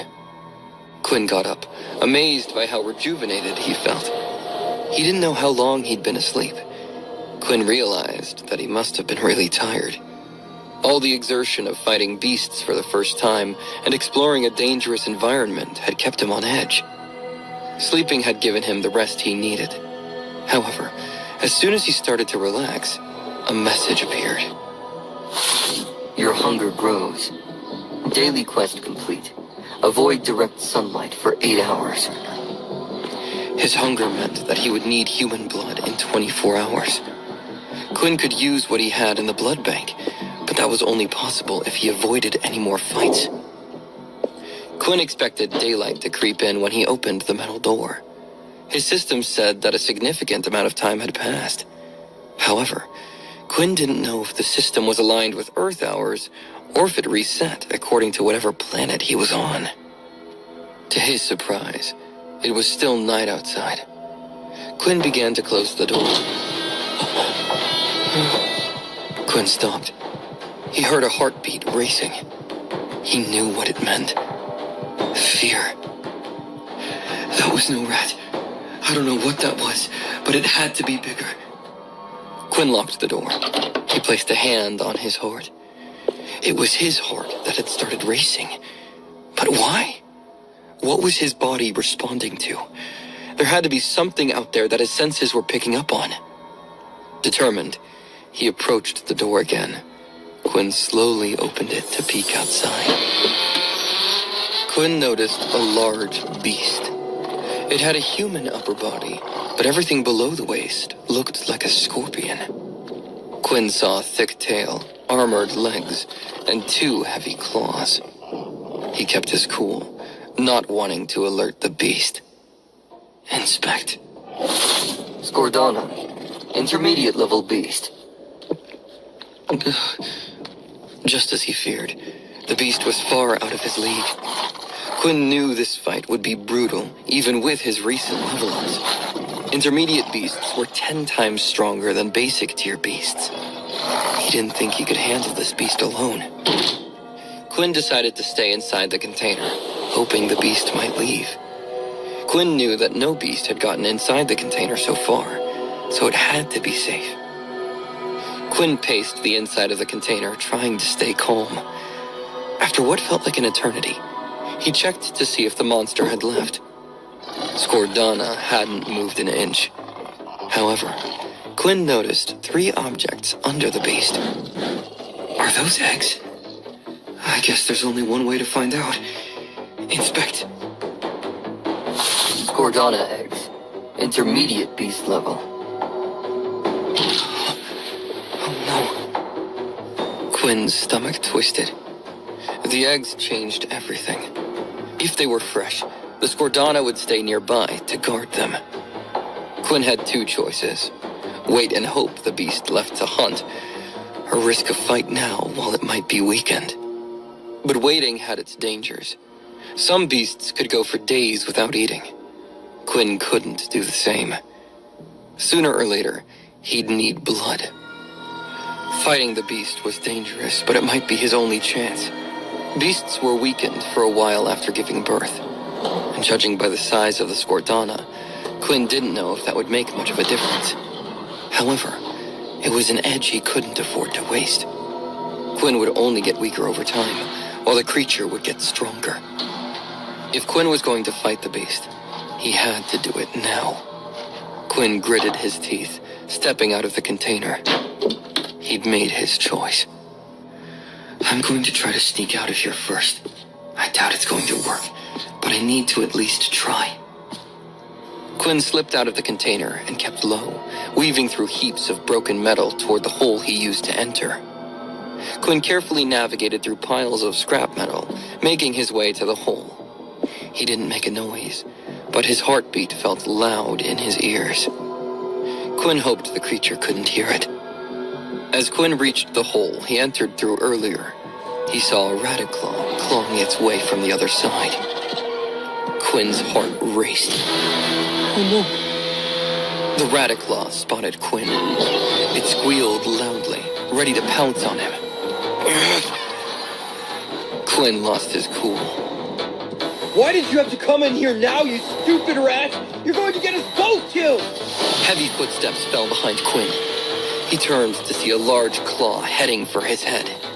Quinn raised his hands. Flash step!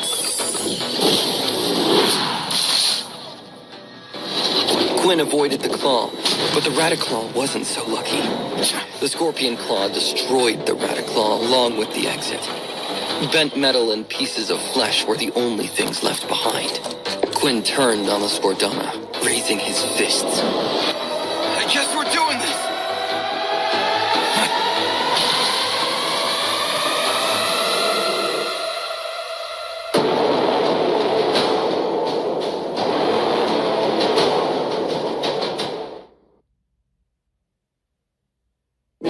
Now that the Skordana had spotted Quinn, he had no choice but to stand his ground.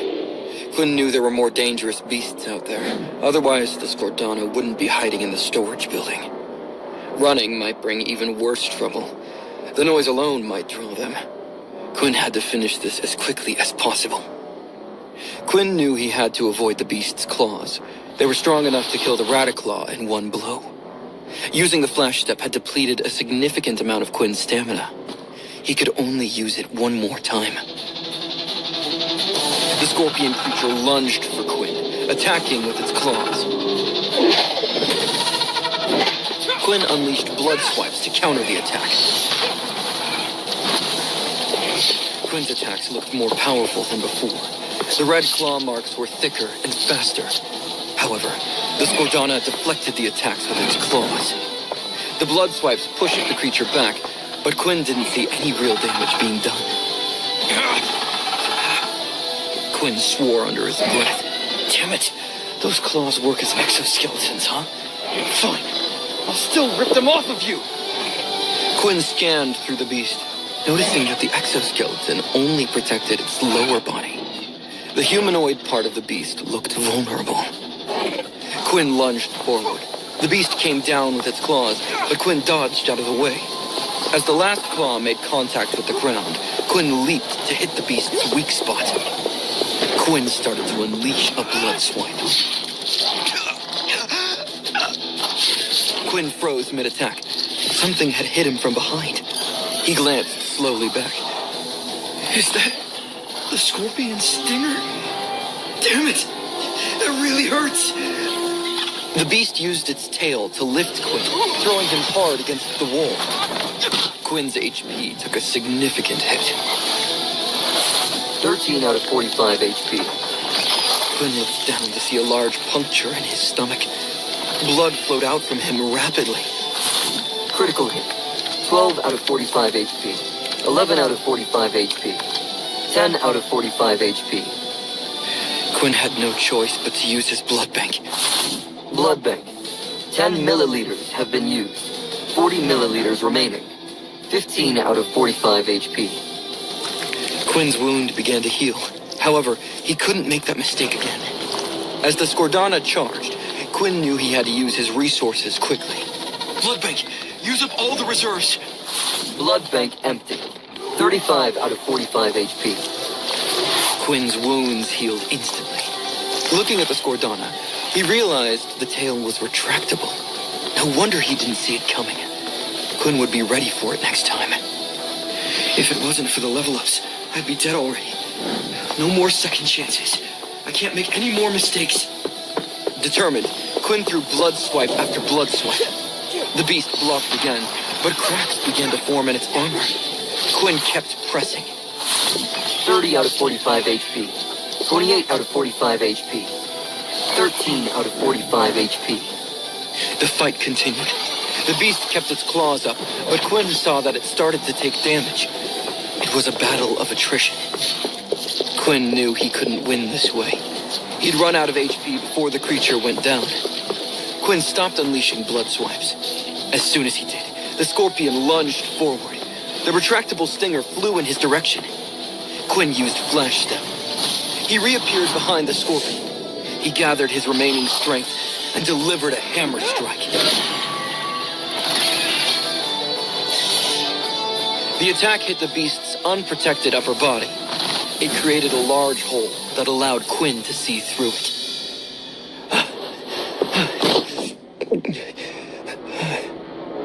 The Skordana collapsed. Quinn did as well. His gauntlets, damaged from the previous battle, shattered under the impact of the hammer strike. Skordana has been killed. 1000 XP gained. First intermediate beast killed.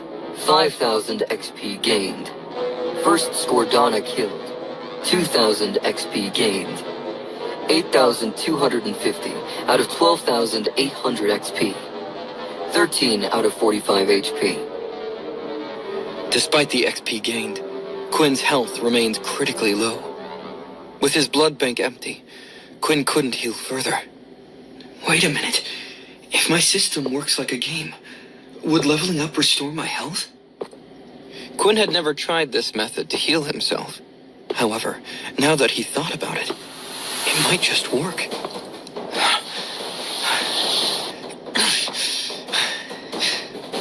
Quinn approached the dead Skordana and tore it apart to find the beast crystal. He felt no remorse. Quinn knew that in this world, he had to protect himself. No one else was going to. He pulled the beast crystal out from the corpse. Next, Quinn turned his attention to the beast eggs. He lifted it over his head and smashed it on the ground. Skordana egg killed. 1000 XP gained. First Skordana egg kill. 2000 XP gained. 11,250 out of 12,800 XP. Somehow, the egg counted as a new beast. Quinn didn't understand, but he wouldn't argue with extra XP. He repeated the process with the remaining eggs. Skordana Scordana egg killed. 1000 XP gained. Scordana egg killed. 1000 XP gained. 13,250 out of 12,800 XP. Congratulations. You are now level 9. 13 out of 50 HP.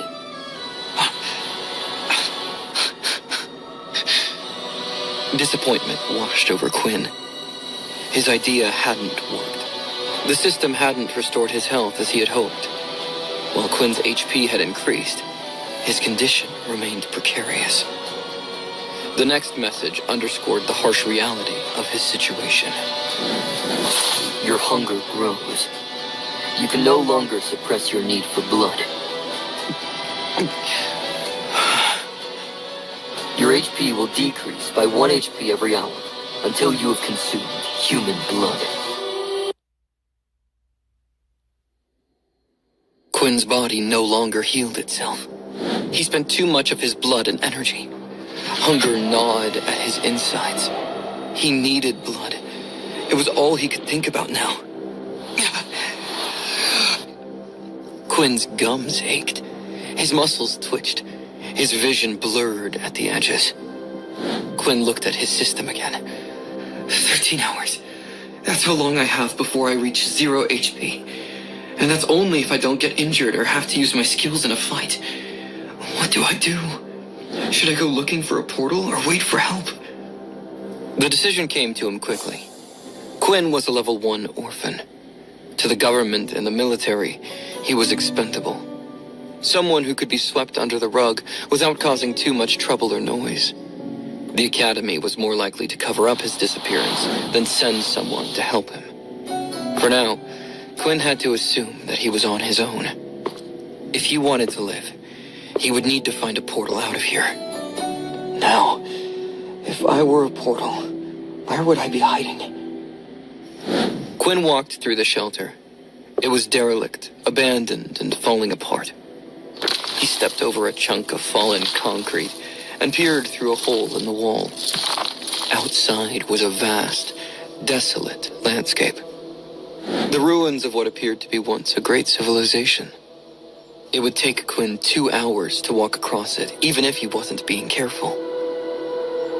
Quinn skulked through the streets as quietly as he could. He crept from cover to cover, listening to the sounds around him, making sure to avoid any danger. A single wrong turn could be the end of him. With the limited resources at Quinn's disposal, even a basic tier beast could be fatal. He spotted several hulking beasts hiding in the shadows, lurking inside collapsed buildings, dragging twisted limbs and sniffing the air. Thanks to his enhanced vision, Quinn was able to spot them before they saw him. He slipped through alleys and ruins, sticking to the shadows as best as he could. But every step drained him further. His hunger was growing. Quinn kept his head on a swivel, scanning his surroundings. He had no idea what he was looking for.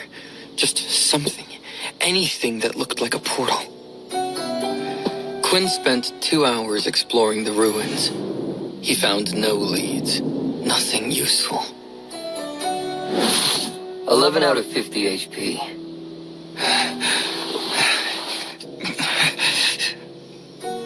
The hunger made it impossible for him to focus. His legs trembled. His hands shook. Quinn's movements became sloppy, nearly getting him caught. He almost stumbled into a horned stalker beast, hiding under a broken overpass. Thankfully, the creature was fast asleep. Quinn backed away slowly and crept down a different street. That was too close. I need to get off this ruins planet as soon as possible. Or else, I'll become some beast's next meal. Just as he was getting worried about his chances, Quinn spotted a promising building in the distance. It looked like a training center, similar to the one Quinn had used back at the academy. With its protective dome, the building looked mostly unscathed. It had withstood the destruction all around it. The military must have used it for their soldiers. No wonder it's in good condition. Of all the buildings I've seen so far, this one seems the most likely to have something useful inside.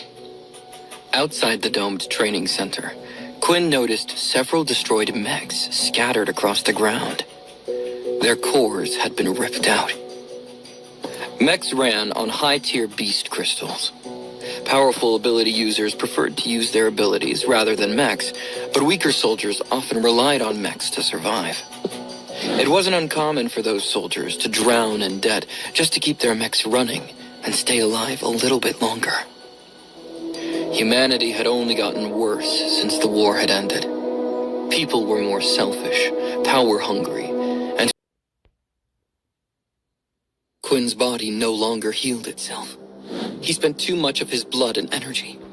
Hunger gnawed at his insides. He needed blood. It was all he could think about now. Quinn's gums ached. His muscles twitched. His vision blurred at the edges. Quinn looked at his system again. 13 hours. That's how long I have before I reach 0 HP. And that's only if I don't get injured or have to use my skills in a fight. What do I do? Should I go looking for a portal or wait for help? The decision came to him quickly. Quinn was a level 1 orphan. To the government and the military, he was expendable.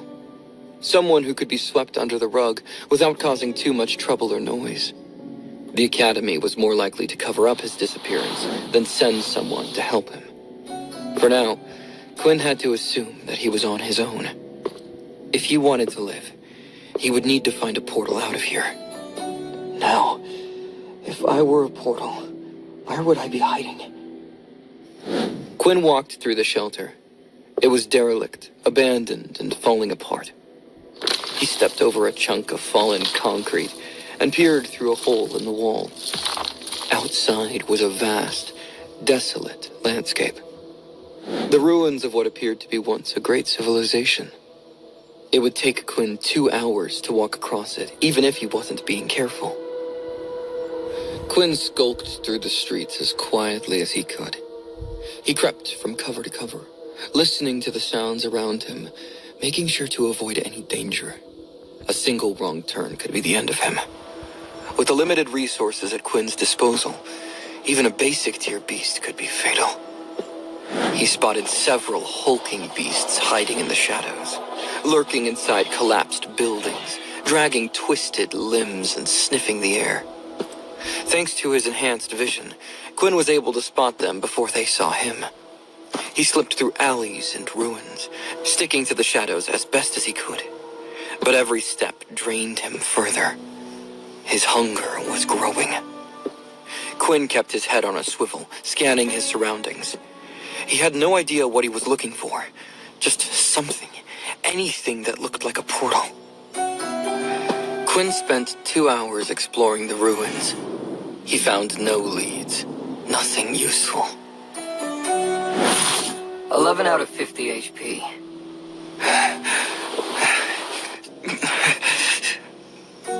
The hunger made it impossible for him to focus.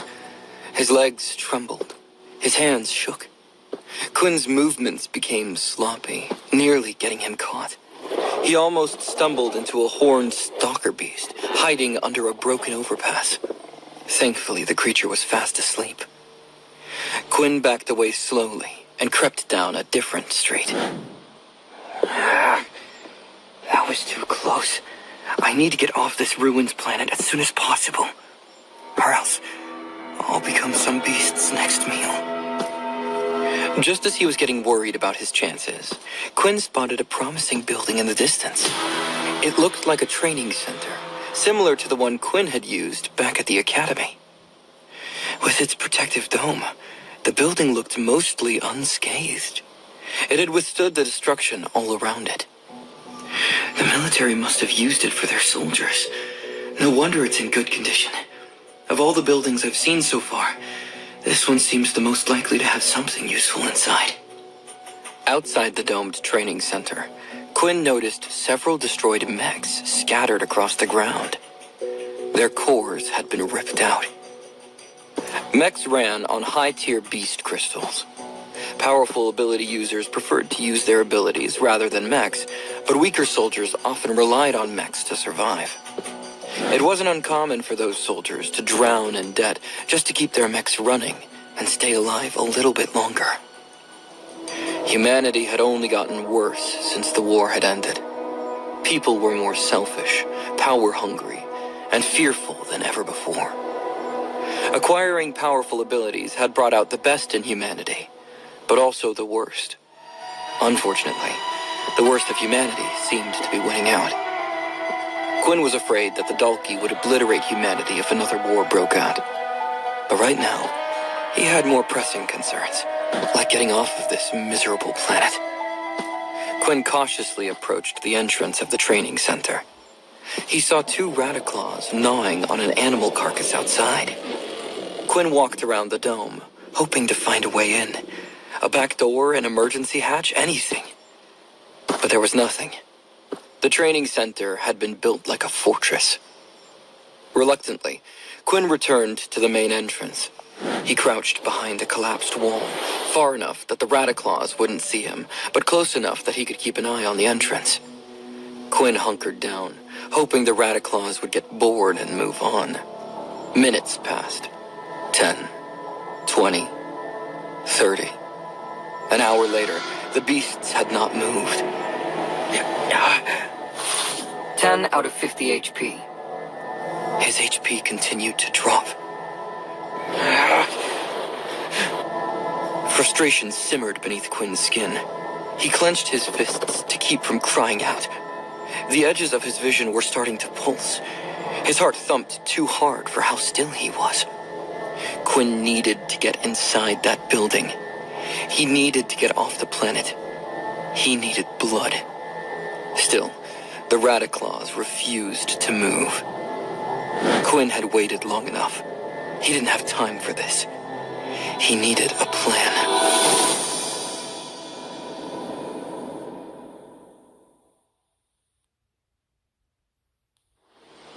Quinn found a piece of broken mech parts close to him.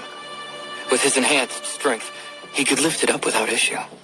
Quinn aimed the metal pipe carefully. Then he threw it with all his might, aiming at a broken mech in the opposite direction. The metal piece landed on the mech. His precision was perfect. The crash echoed through the night like a gunshot. The Radiclaw's red eyes snapped toward the sound. A beat of hesitation, and then they sprinted toward it. Quinn's heartbeat picked up speed. This is my chance. He bolted to the entrance of the domed training center. The entry corridor led to two massive steel doors. He pushed against them. No luck. They wouldn't move. However, beside the doors was an access panel. I really hope this works. Inspect. An access code machine linked to two steel doors. The combination is 333-462-53778. Quinn punched in the code. As he did so, he heard a loud cry from behind. It took his attention away from the panel for just a moment. He pressed the wrong button. The Radiclaws had returned, and they brought friends. 4 in total. Their claws scraped against the concrete. Their snarls primal and vicious. Quinn tried the door, but it wouldn't budge. Panic rose in his chest. He took a deep breath. I've got to get it right this time, or I'm done for. He recast Inspect on the control panel, confirming the code. His fingers tapped at the buttons. Then a sharp, searing pain pierced his leg. 9 out of 50 HP. Quinn groaned. He looked down. One of the beasts had latched onto his calf. Its jagged teeth sank deep. With a yell, Quinn slammed his leg back and crushed the rat's skull against the steel doors. The rat looked battered and stunned, but it was still alive. 2 more Radiclaws closed in, crawling low and fast. This wasn't going to work. Quinn didn't have enough time. Left step! Quinn appeared behind the rats. He was still within their reach. The rats whipped around and charged. Quinn swore in frustration. Damn it! Why are you making me waste blood on you? Bloodburst! A spray of blood knocked back all the rats. The injured one collapsed, unmoving. 4 out of 50 HP. 100 XP. Quinn punched the nearest rat in the face, killing it. 100 XP. The final 2 Rataclaws climbed over their fallen comrades. They lunged at Quinn, their claws and teeth moving. In a panic, Quinn unleashed a blood swipe.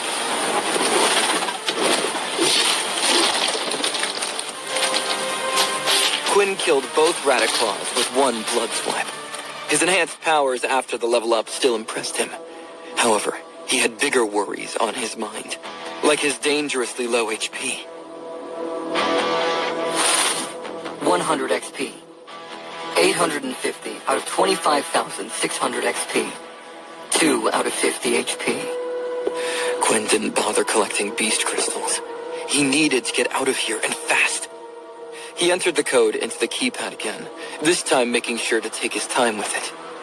His fingers shook with fatigue, but he forced them to move slow and steady. The doors creaked open. Inside, the air felt unnaturally still. He entered a reception area. The lobby was quiet. Too quiet. Chairs were still tucked in. Papers were undisturbed on the reception desk. There was even a half-full coffee cup, abandoned long ago. The place had an untouched feel, like someone might return any second. 2 hallways branched off, both labeled Training Center. Quinn staggered forward. His body screamed with each step. His clothes were soaked with sweat. Time was running out. He only had 2 hours before he needed to consume blood. Quinn made it into the main hall, a massive white room with tiered stands circling a combat floor. Unfortunately, there was no portal. He turned and checked the surrounding rooms one by one. Offices, locker rooms, sparring chambers. He still couldn't find a portal.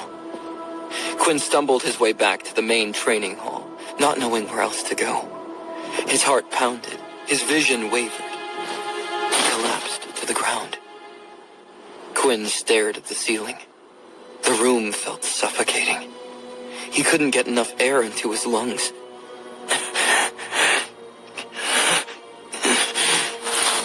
1 out of 50 HP. The pain was overwhelming. Quinn couldn't even move. He could barely think. Somehow, Quinn had miscalculated. He thought he still had an hour. But this was it. His final hour. Quinn fought for every breath, barely aware of his surroundings.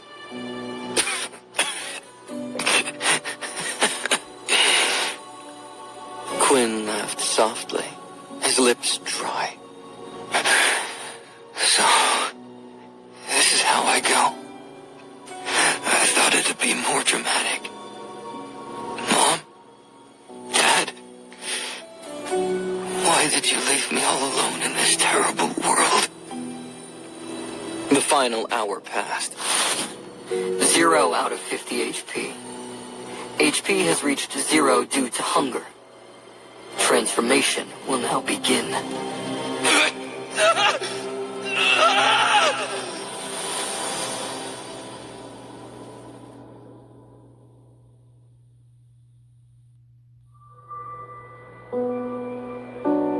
Vorden couldn't sleep. He rarely did. It had been too long since he'd felt rested. Sometimes he dreamed. Quiet, peaceful dreams. Most nights, he slipped into the back room of his mind. None of his personalities controlled anything there. Vorden stood watch, only because the little one allowed it. Vorden felt a tug on his arm. Ian shook him. Wake up, kid. You're having a nightmare. Vorden opened his eyes. He was still in the library. Sweat ran down his whole body. Sorry about that. Did I make a lot of noise? Ian relaxed. Don't worry. Red portals are intense. A kid like you shouldn't be here. Why don't we switch places for a bit? You can try to sleep again when you've calmed down. Vorden sighed in relief. Thanks. That would be great. I don't think sleep is giving me any rest anyway. Ian switched places with Vorden, lying on the hard floor. Vorden turned to look through the gaps in the bookcases. When Vorden glanced back at Ian, the man was already snoring. Unlike Vorden, Ian fell asleep immediately. Rattan rattled the cage of Vorden's mind. Hey, Vorden, you don't have to kill him. Fine. But why don't you take his stuff and knock him out? The rats can finish him off for you. You won't have to get your hands dirty. We need to find a portal. This guy is just going to slow you down. Vorden's body shook. While I'm in charge, nobody gets hurt. Rattan didn't like that answer one bit. The next time you need help, don't bother asking me. When the little one sees how badly you're handling this, he'll put me in charge. Then you'll have to ask me when you want to come out. Time passed slowly in the dark. Vorden had no way of knowing how long he'd been on this planet. The never-ending night made it hard to keep track of time. Ian blinked awake after what felt like a full day. He winced in pain, grabbing his ribs. Ian composed himself. I can't wait to get home. Vorden offered his hands and helped Ian up. As Ian stood, his face dropped. A large eyeball peeked through one of the holes in the bookcases. The beasts had found them. Ian grabbed a small dagger from his waist and threw it at the beast's eye. The dagger struck its mark. The beast fell back. The dagger flew back into Ian's hand. It must have been a beast weapon. Vorden wanted to ask questions, but he didn't have the time. Ian kicked the bookcase over. Let's get out of here. Vorden and Ian climbed over the fallen bookcase, trying to escape. Vorden looked around. Dozens of slug creatures clung to the walls and ceiling. Tentacles writhed. Eyes blinked. They were surrounded. Ian grabbed Vorden's suit. I thought you were keeping a lookout. Vorden blinked, confused. I was. The holes you made were too small. I couldn't see the walls and ceiling. The slugs above them moved closer, their tentacles writhing. Ian extended his hands. Objects throughout the library began to vibrate. Shards of metal flew towards them at incredible speeds. Ian glanced at Vorden. Stick close to me, kid. The metal formed a protective barrier around them. Beasts fell on top of the metal barrier, but they couldn't reach Ian or Vorden. Tentacles hit the metal, denting the barrier. Ian concentrated. Repel! The metal ball exploded with tremendous force. It flung pieces of metal outward, puncturing the beasts. Ian struck the beasts' hearts, killing them instantly. Ian leaned against the wall, catching his breath. Good thing this planet is covered in metal. Come on. Let's not waste these crystals. Vorden tried to use Peter's Earth ability, but he didn't have any success. So, 24 hours have already passed. That's okay. I don't need Peter's ability now that I have Ian's. Vorden helped Ian without using his ability. He didn't want Ian to know about his copying ability. Ian handed Vorden half of the crystals. Here, take these. Vorden shook his head, confused. But I didn't do anything. Ian shrugged. These are basic tier crystals. I could get these in my sleep. You're a teenager. You can sell these. When you get back to your school, you can take your crush on a date. Vorden laughed. Fine. You've convinced me.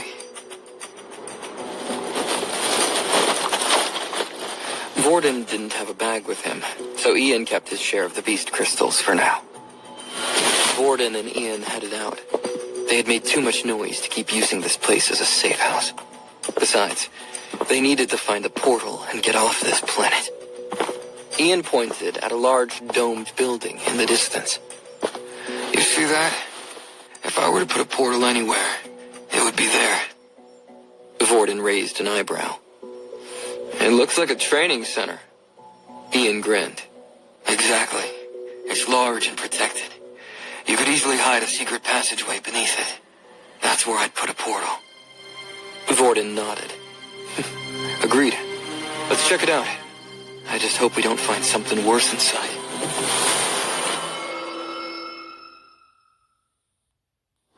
Vorden and Ian prepared to enter the training center. In front of the domed building was a field of debris. Vorden saw broken mechs and Radiclaw body parts. It looks like there was a fight here recently. Ian nodded, motioning for Vorden to be careful. They used the wreckage as cover for their approach.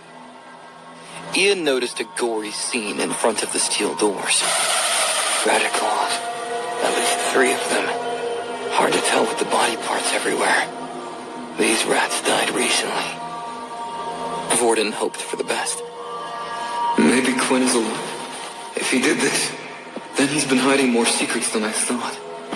Just how strong is he? Vorden looked around the door for a way in. He spotted a keypad. Hey, I found something. There's a panel here. Do you know the passcode to the door? Ian laughed. How the hell should I know? Move aside for a second. I'm gonna try something. Ian placed both of his hands against the doors. Ian concentrated. It looked like he was struggling. After a moment, he sighed. Nope. This thing isn't budging. I'm gonna need more time. The door began to creak. The locks bent under the pressure. The noise attracted unwanted attention. 3 Radiclaws crawled out of the debris, drawn by the sound. Vorden stood behind Ian, providing cover. You better hurry up! Ian looked like he was in immense pain. Just deal with the rats! I'm busy! The door bent ever so slightly. Ian was making progress. The noise attracted more Radiclaws. 4 more Radiclaws approached. Vorden swore under his breath. He turned, placing his hand on the door. There are too many. I can't handle them on my own. Let me help. Ian groaned. What are you doing? You can't do a damn thing for me. Just protect my rear. However, Ian noticed that the door became easier to move. He redoubled his efforts. Ian glanced at Vorden, seeing the sweat on his brow. Could it be? Does he have my ability too? Working together, they pulled the door open.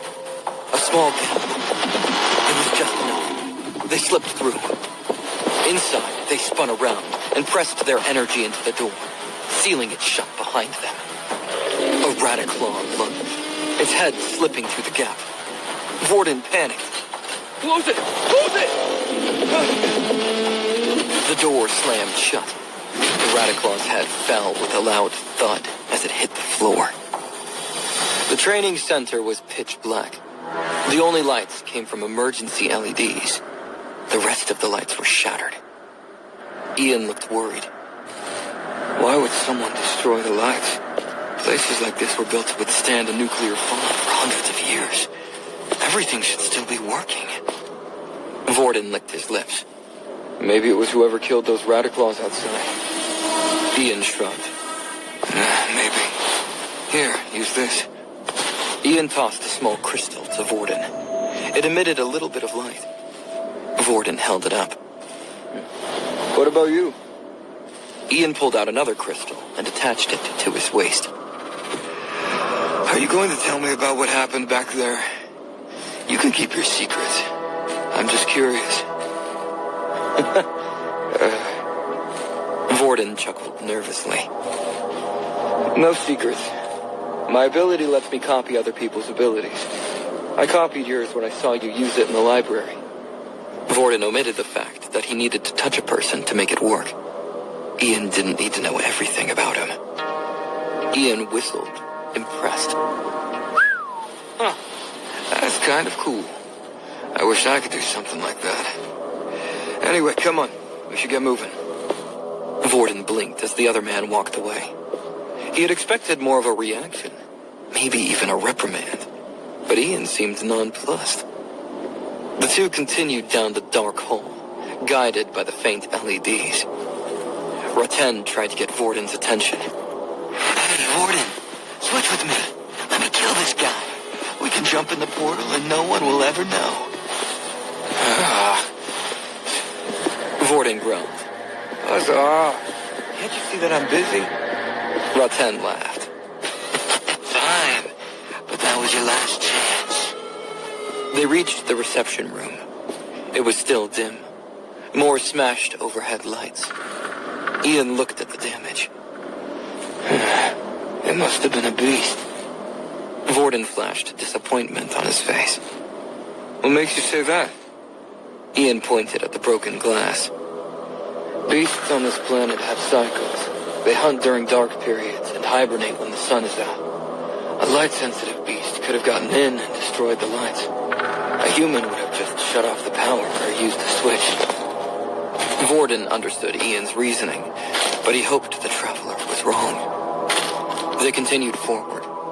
They passed the front desk, walked down a wide hallway, and emerged in the stands of an indoor arena. They heard growls coming from deeper into the building. Ian placed a hand over his crystal. Quick, turn off your light. Vorden did as he was told, but it was too late. They heard leaping footsteps rushing toward them. A piercing cry echoed throughout the arena. Vorden stared at the pitch black in front of him, completely blind to what was coming.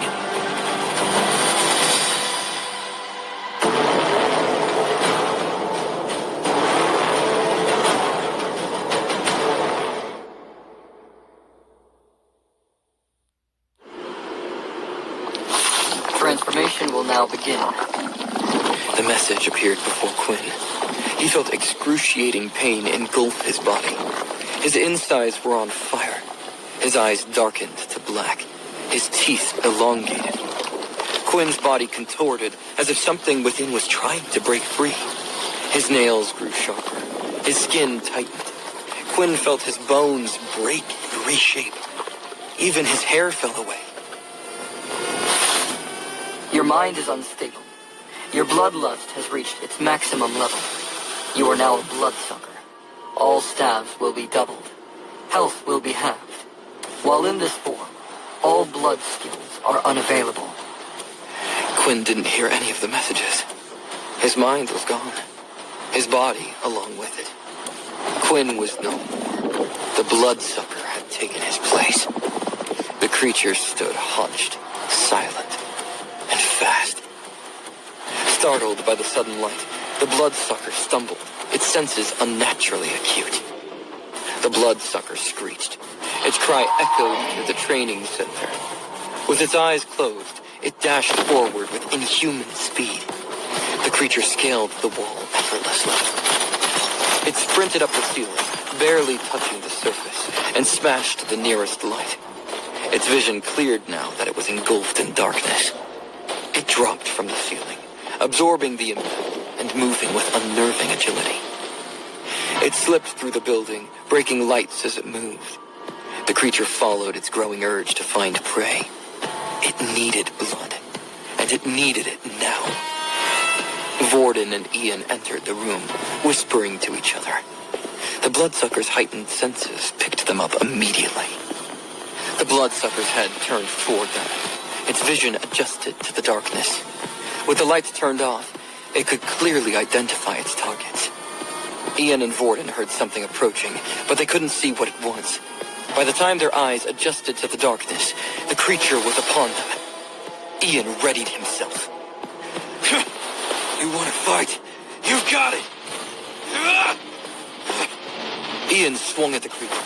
The bloodsucker grabbed Ian's fists. It dug its claws into his skin, drawing blood. Ian struggled, trying to get out of its grip. It's too strong! The bloodsucker smelled It screeched in pleasure. It had finally found prey. The creature lunged. Ian felt the bloodlust. If he didn't dodge, he would die. Using all his strength, Ian pushed the bloodsucker back. The bloodsucker jumped, kicking Ian in the stomach. Ian flew back, hitting the wall. Vorden rushed to Ian's side, picking him up. Once he had Ian over his shoulders, Vorden sprinted away. What the hell was that? Ian blinked, getting his bearings again. Thanks for the save, kid. I have no idea what that thing was, but it's the most dangerous thing I've seen on this planet. The bloodsucker chased after Vorden. Vorden desperately kicked the chair in its direction. The chair nailed the bloodsucker in the head. It didn't keep the beast down for long, though. Driven by the scent of blood, the bloodsucker sprang up and resumed its pursuit. Ian grabbed the light crystal from his waist. Turn your light on. Vorden was too busy running to pay attention. Huh? Ian fumbled, trying to turn his crystal on. Quick! Your crystal! The bloodsucker recoiled from the light, covering its eyes and backing away. Ian sighed in relief. Put me down. I think I'll be fine now. The creature doesn't like the light. It must be the reason it destroyed all the lights. However, the light was not a permanent solution. The bloodsucker detected Ian through the smell of blood. It hurled metal chairs from the stands at them. Ian and Vorden managed to deflect the chairs. However, the beast only grew more erratic. The bloodsucker closed its eyes. It leaped at the two humans, slashing at them blindly. Vorden noticed something strange. Why is it only attacking Ian? Raten burst into Vorden's thoughts. Get out of there. The beast doesn't want you. It's only after the other. Leave him. Vorden moved away from Ian. The beast ignored him. It kept slashing at Ian. Vorden ran to the other side of the arena. Raten, you have to help him. Ian is going to die. Raten laughed in Vorden's head. I took ready. You've had it. Look what you've got. I'm done. A third presence appeared in Vorden's mind. I'll help you. Ian used his ability to fight off the creature. The chairs were the only metal things in the area, so he hurled them at the beast. The creature batted them away like they were pebbles. The bloodsucker lunged at Ian with its fangs exposed. Ian thrust his forearm into the beast's mouth, trying to prevent a fatal bite. Ian screamed in pain.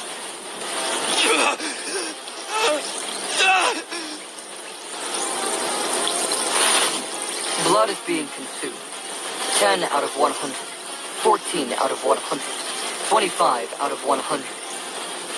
Bloodsucker's bite paralyzed Ian.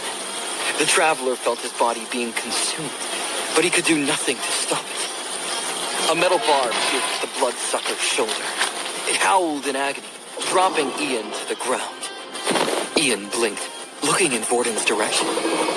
Dozens of chairs were levitating in the air, floating around Vorden. He crunched them down, turning them into spears. Ian had never seen such power before. But it wasn't Vorden. It wasn't Raten either. It was the little one. The mysterious third presence had taken over Vorden's mind and body. It smiled like a child. I don't care about you. I just want to find my pet Quinn.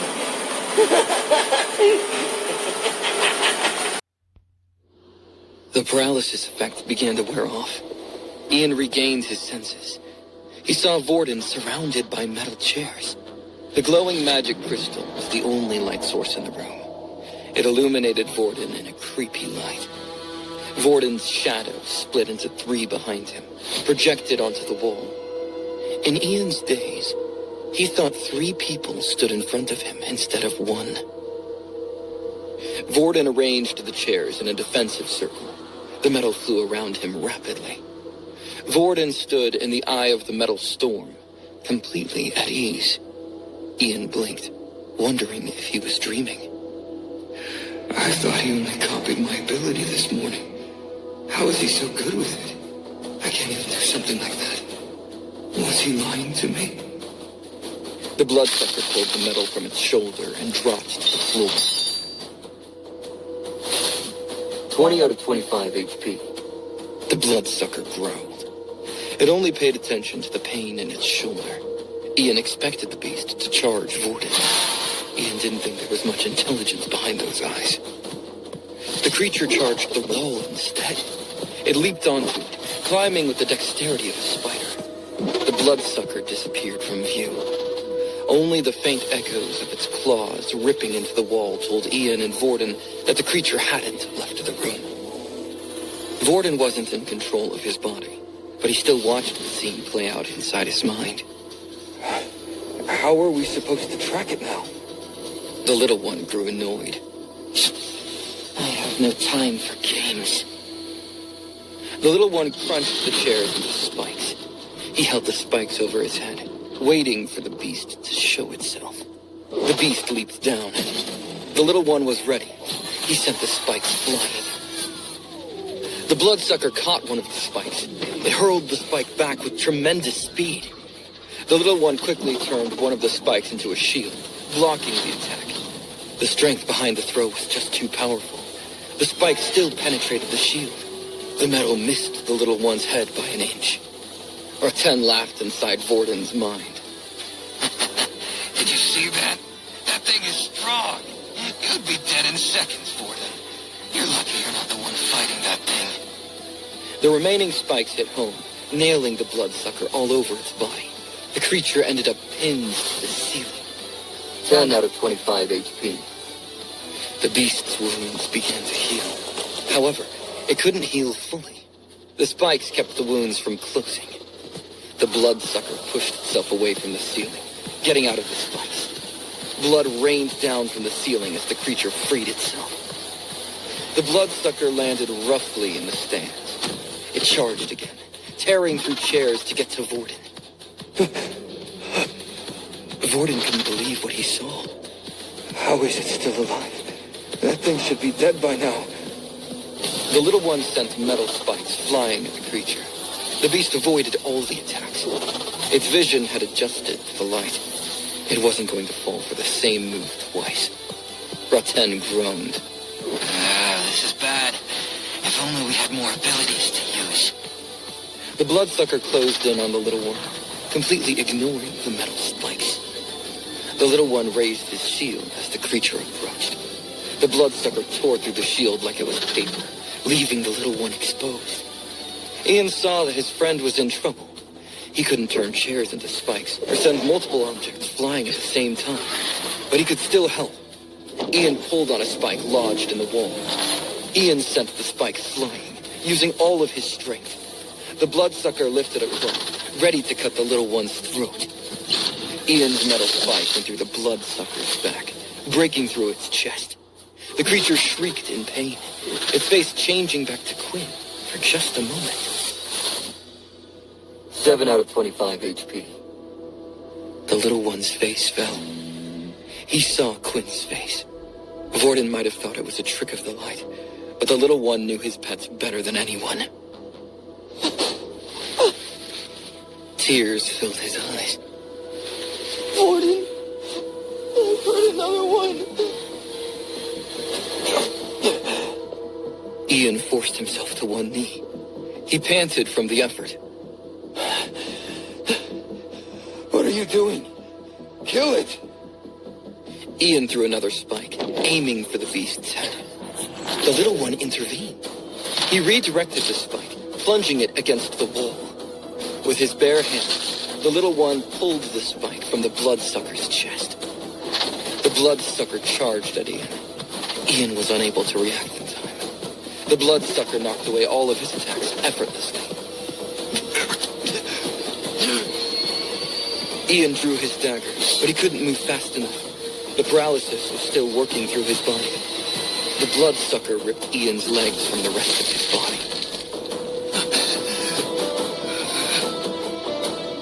Ian didn't even scream. Shock made it so he couldn't feel the pain. The bloodsucker dragged Ian's upper body into the hallway. The creature didn't want to fight anymore. It had already claimed its meal.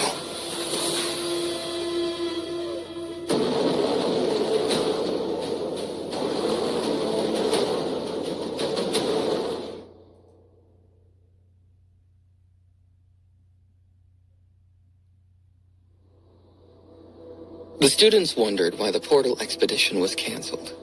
Rumors swirled about the missing students. Missing out on the planned activities had everyone on edge. This was the one advantage of coming to this military academy, after all. Members of powerful families learned how to use their abilities in real-life scenarios. Kids endured the terrible bullying that took place in the school so that they could explore portals and use beast weapons. All the suffering they endured was to have access to the military's training and resources. Portal outings were the most important of those. Portals were mostly controlled by the military. It kept them in a position of power, even as originals vied for influence. Students being able to explore new worlds for their families was a mutually beneficial arrangement. The military gained powerful originals during the students' tenure in their schools, while influential families gained more knowledge of possible planets to explore. Many of these students were expected to report to their families what they saw in their portal outings. Now that the outings were canceled, there would be plenty of angry parents calling the school. Layla wasn't associated with any such families. Her concern was focused on Quinn's absence. Layla was determined to confront Peter. She knew he was acting strange. However, Peter ran away before Layla could talk to him. Layla ran after Peter to question him. Come on, Aaron. Let's go find out what he's hiding. Layla was halfway down the hall before she realized Aaron wasn't following her. The Ice Queen shook her head. I have no need to get involved in your affairs. I don't care about Vorden or the other one. I have better things to do with my time.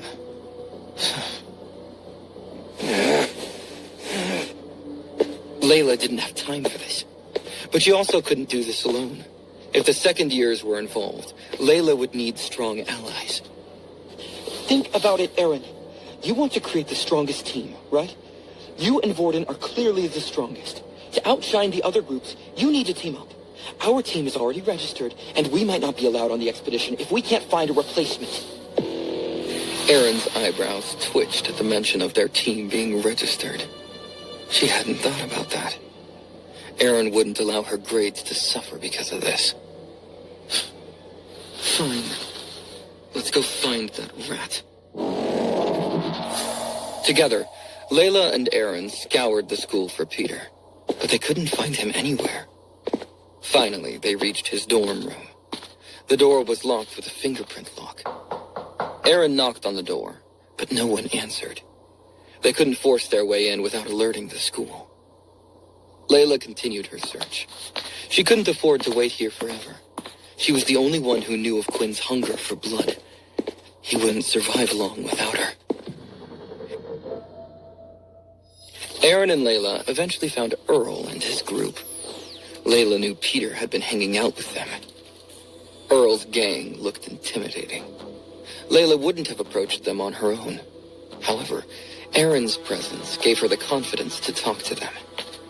Layla forced herself to smile. Hey, guys. Earl glanced at her wristwatch and noted her low level. What do you want? Layla remained composed. We're not looking for trouble. We're just wondering if you know where Peter is. The group exchanged knowing glances. Earl's lackeys burst out laughing. Layla took notice of everything. It seems like they really aren't friends with Peter. But then, why does Peter hang out with them? What's their relationship? Earl smirked. Peter? I wouldn't be surprised if he's trying to flee the city by now. One of Earl's lackeys got overexcited. Can you believe it, Earl? The weakling actually pulled it off. If I were him, I'd be miles from the city already. Earl shot a scornful look at him. Careful now. The lackey stopped laughing. Sorry, Earl. Earl turned a patronizing smile back at Layla. Anyway, buzz off. We're not saying anything. Go find Peter on your own. Layla clenched her fists. They know something they're not saying, and I'm not strong enough to make them talk. I'm sorry, Quinn. It looks like I'm useless after all. Layla began walking away, dejected. A second later, she noticed Aaron wasn't following her. What's that girl doing now? Am I going to have to convince her to come with me again? Aaron raised an eyebrow. Where are you going? Layla blinked. Where do you think? To find Peter. These guys won't tell us anything. Aaron looked irresolute. I see no reason to search for Peter anymore. Layla didn't understand where Aaron was going with this. What do you mean? Aaron threw her back to the side, getting into a fighting stance. It's obvious, isn't it? These idiots know what happens to Vorden. We just have to make them talk. We don't need Peter anymore. Aaron's hands gathered mist and frost, forming an ice spear. Earl's eyes widened. Fear crossed his face. Aaron hurled the ice spear, pinning Earl to a machine used for testing power levels. The machine's numbers soared. Earl's gang watched in stunned silence as the machine confirmed Aaron's strength. None of them moved to help their leader. Aaron placed her hands on the ground. She sent a trail of ice toward the group, freezing their legs in place. Aaron took stock of the group in front of her. No emotion crossed her face. Now, which one of you is going to talk first?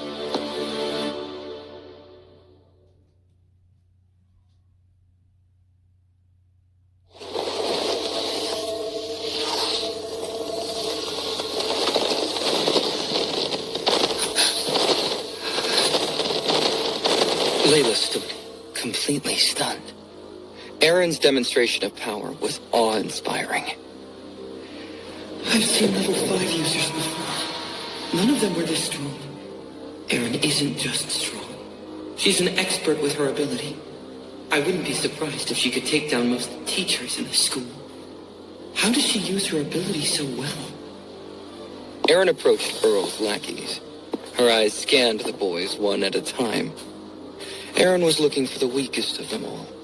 She chose the one who had let the information slip about Peter. Aaron placed a hand on the boy's shoulder. She squeezed it. Frost formed. His arm turned to ice in the blink of an eye. The lackey's eyes bulged open. His will broke immediately. Wait! I'll tell you everything. I don't know where Peter is. He was supposed to come here, but he never showed. Layla found her voice. She couldn't afford to let this opportunity slip away. Regardless of how she felt about Aaron's methods, she needed to find Quinn. Why is Peter hiding? Earl spat out blood. He looked furious. The boy didn't know when to quit. Don't tell them, Ben! If you do, you're out of the gang. Layla closed her eyes. She knew Aaron wouldn't take the boy's outburst well.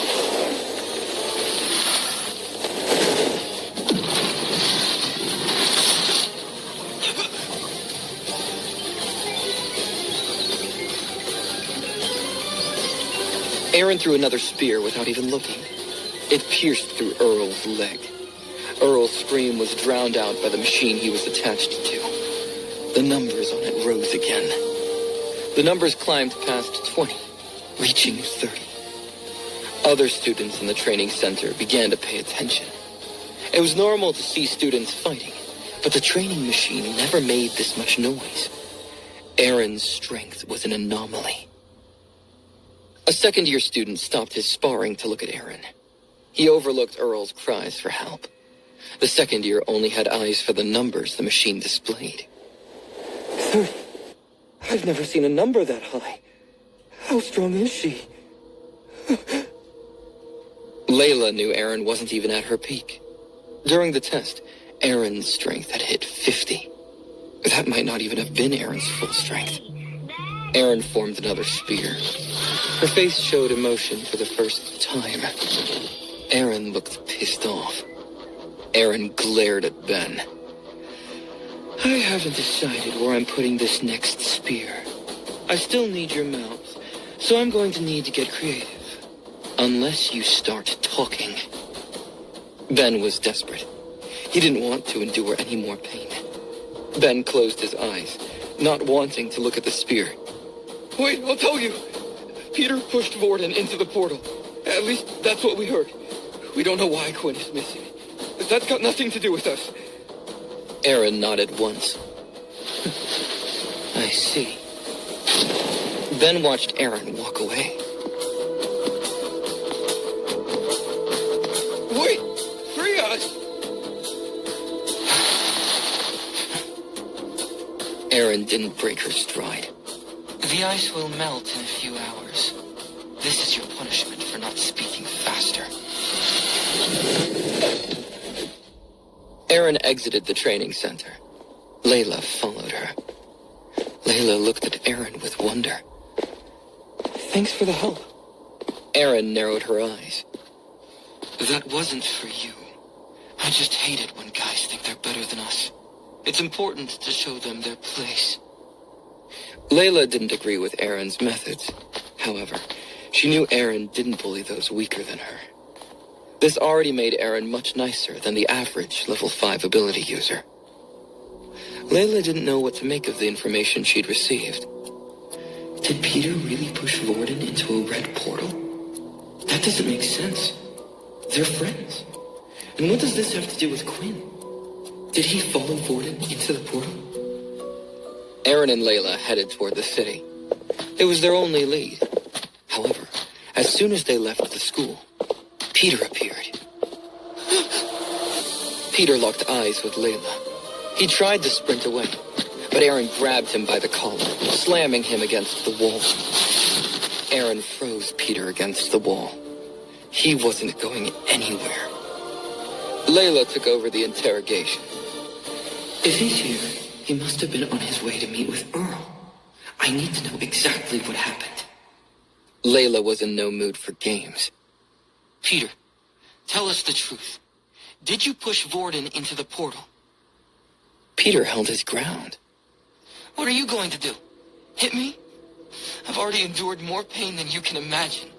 Whatever you plan to do, I've experienced it all. Erin formed an ice pick. Really? I'm sure there are a few places I can stick this that would make you wish for death. Layla motioned for Erin to put the ice pick down. She saw Erin's intense anger. Layla took a deep breath, not wanting to make things worse. Peter, I thought Earl and his gang were your friends. Quinn asked about you all the time. He told me to report anything strange. Why didn't you tell us what was happening?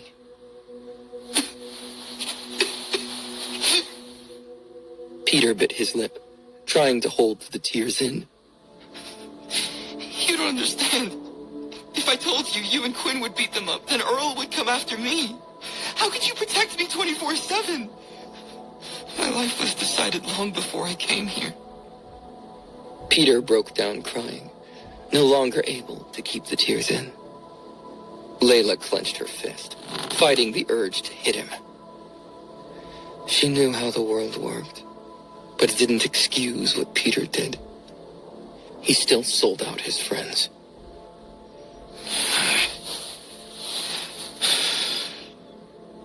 Layla dropped her fist. You're not worth hitting, Peter. You disgust me. You always have a choice.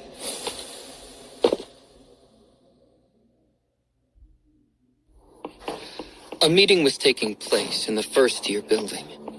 General Nathan sat at the head of the table. Sergeant Faye sat by his side. She was in charge of the case at hand, the disappearance of 2 students. Several faculty members joined the meeting, including Del, Leo, and Dr. Haley. They all looked confused. None of them had been told the specifics of the meeting. Whatever was going on, It was being kept secret from the rest of the staff.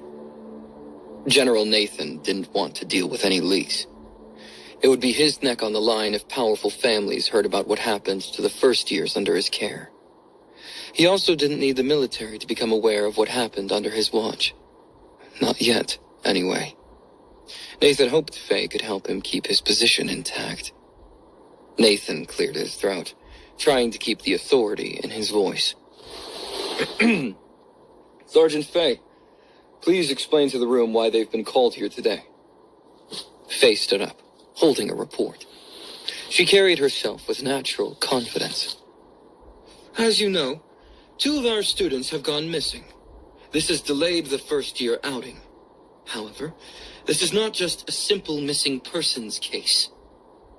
Faye pressed a button on her controller. A hologram appeared before them. It showed a planet surrounded by 2 moons.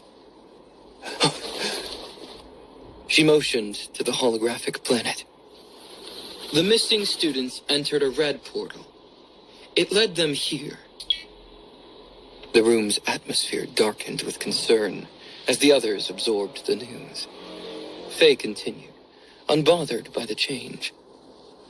We don't have the details. However, one of the students is Vorden Blade. He comes from an influential family. Our mission is to recover his body. We aim to have his family say their goodbyes and hopefully temper their anger. After a momentary silence, Leo cleared his throat. What about the other student? Sergeant Faye dismissed the question. Quinn Talon. He's not a priority.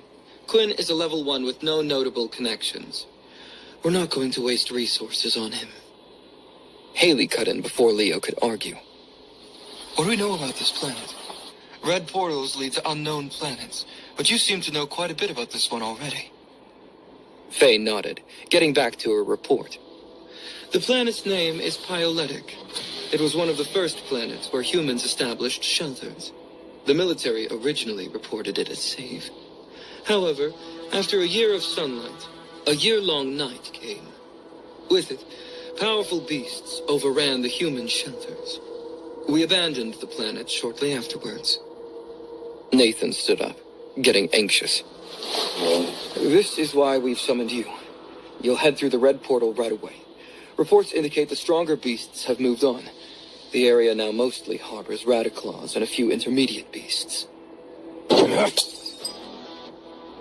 Dell slammed his fist onto the table. Why should we risk our lives for students who might have gone through the portal on their own? General Nathan laughed. Would you prefer to explain to the Blade family why their son is missing or dead? Even with our tracking measures, we failed to keep them safe. You have your orders. Make sure you follow them, or I'll feed you to the Blades myself. Layla's fears only worsened when she learned Quinn had gone through a portal. She paced back and forth, trying to come up with a rescue plan. Aaron shrugged.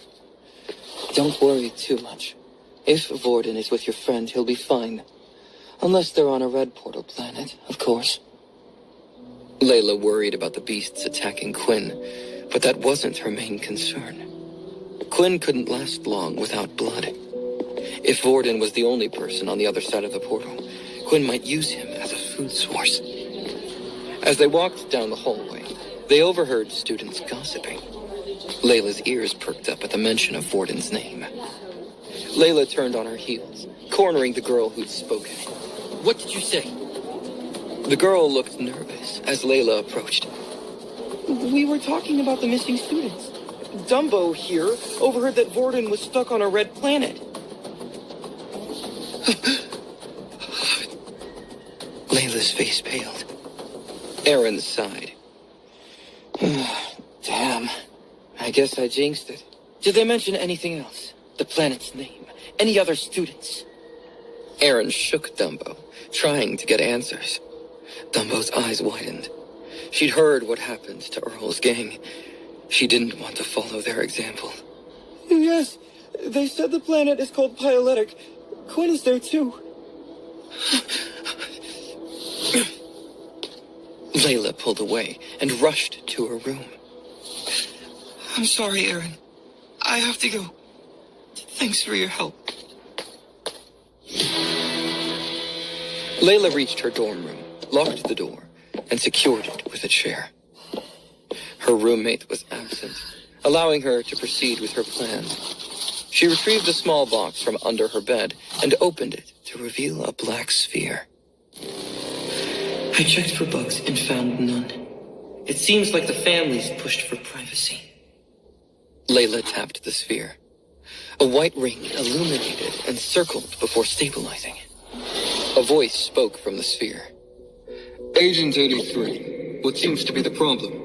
Is it related to the mission? Layla was sweating from head to toe, but she kept her voice even. I found someone who could greatly aid our cause, but he's trapped. Can you check if there are any agents on a planet named Pyoletic? The voice went silent for a moment. I'm afraid all our agents left that planet some time ago. Is there anything else I can assist with? Layla cursed under her breath. No, that's all. Thank you. The voice didn't betray any emotion. It kept everything perfectly professional. Then, I wish you luck in your mission. May Pure be with you. Layla nodded. May Pure be with you.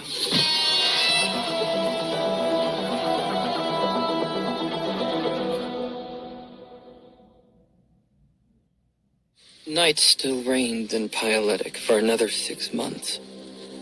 Beasts roamed the planet, with no humans there to oppose them.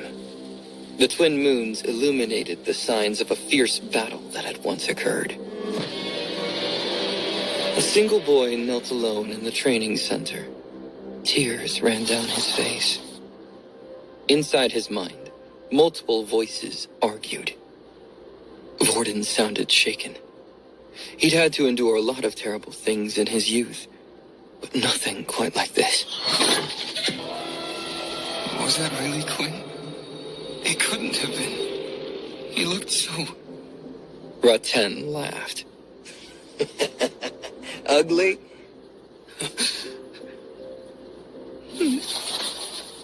The little one continued to weep.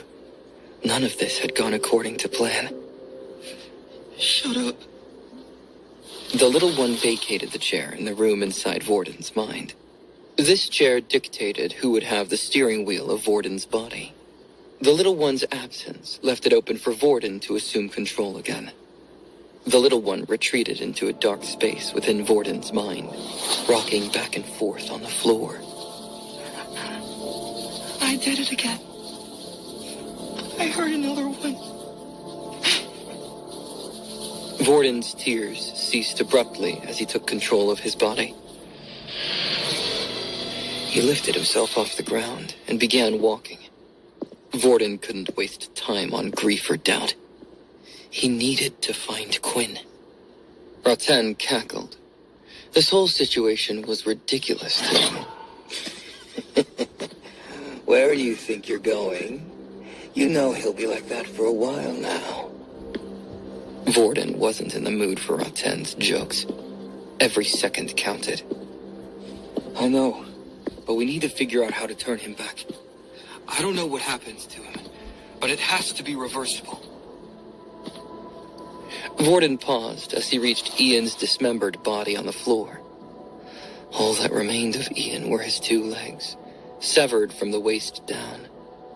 Memories of Ian flooded Vorden's mind. He gave me food. He didn't have to. Even the light source I'm using now was a gift from him. But I have survived here without him. I doubt it. I owe this man my life, and I betrayed him. If the little one had attacked the beast in that last moment, Ian would still be alive. Raten tried to cheer Vorden up. Don't be so down. I would have killed him sooner or later. At least this way, you won't have to feel responsible. It wasn't your hands that ripped him in half. Vorden didn't know how to respond to that. He kept walking. Vorden followed the trail of Ian's blood. The trail ended at a metal door with a keypad. Rattan remembered something. Wait, go check Ian's trousers. He had that advanced tier beast crystal. Since he's dead, we should take it. Vorden agreed, though he felt disgusted by it. Beast crystals were valuable and could significantly impact the outcome of a battle. Maybe it would save his life down the road. Vorden searched Ian's pockets, but he found no crystals. The creature must have taken it when it ripped Ian in half. I guess I'll find it wherever I find the beast. Vorden got up again, heading back to the metal door. Rattan sounded reluctant. Do you think it's a good idea to follow that thing? Vorden sighed.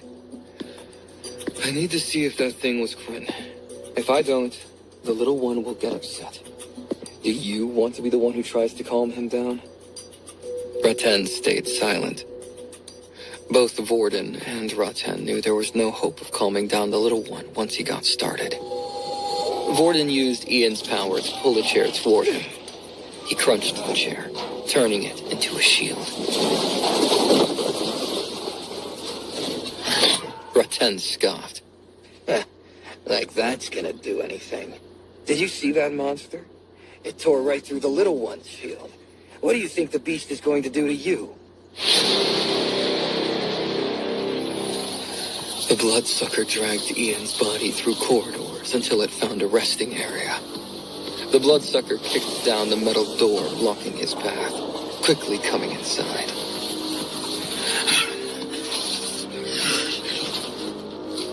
The room contained a single bed, a sink, and a desk. The beast sank its fangs into Ian's neck. The beast drank Ian's blood hungrily. Notifications appeared in front of the creature, but it paid them no mind. Blood level 80 out of 100. The beast drank until it was full. The creature roared in pleasure. It had gotten what it came for. Congratulations. Sufficient blood has been consumed. 100 out of 100. Transformation will now end. Your mind will stabilize. Pain surged through Quinn. His body reverted to normal. His claws shrank. His skin softened. His ears rounded and his teeth returned to their original state.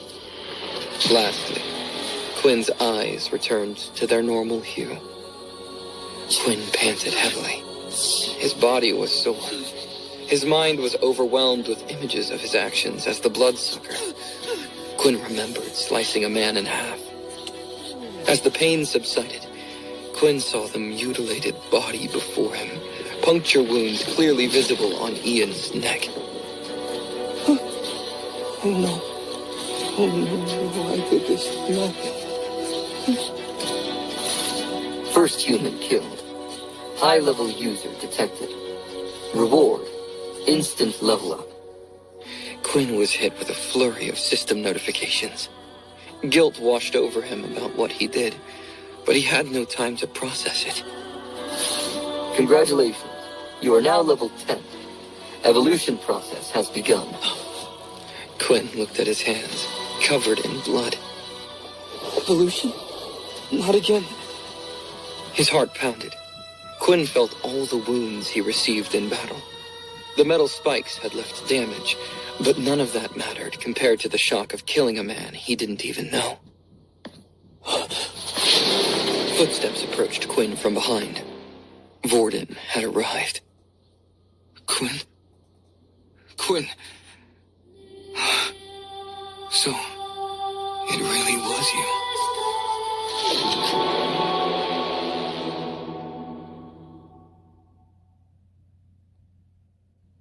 The room resembled a grisly crime scene.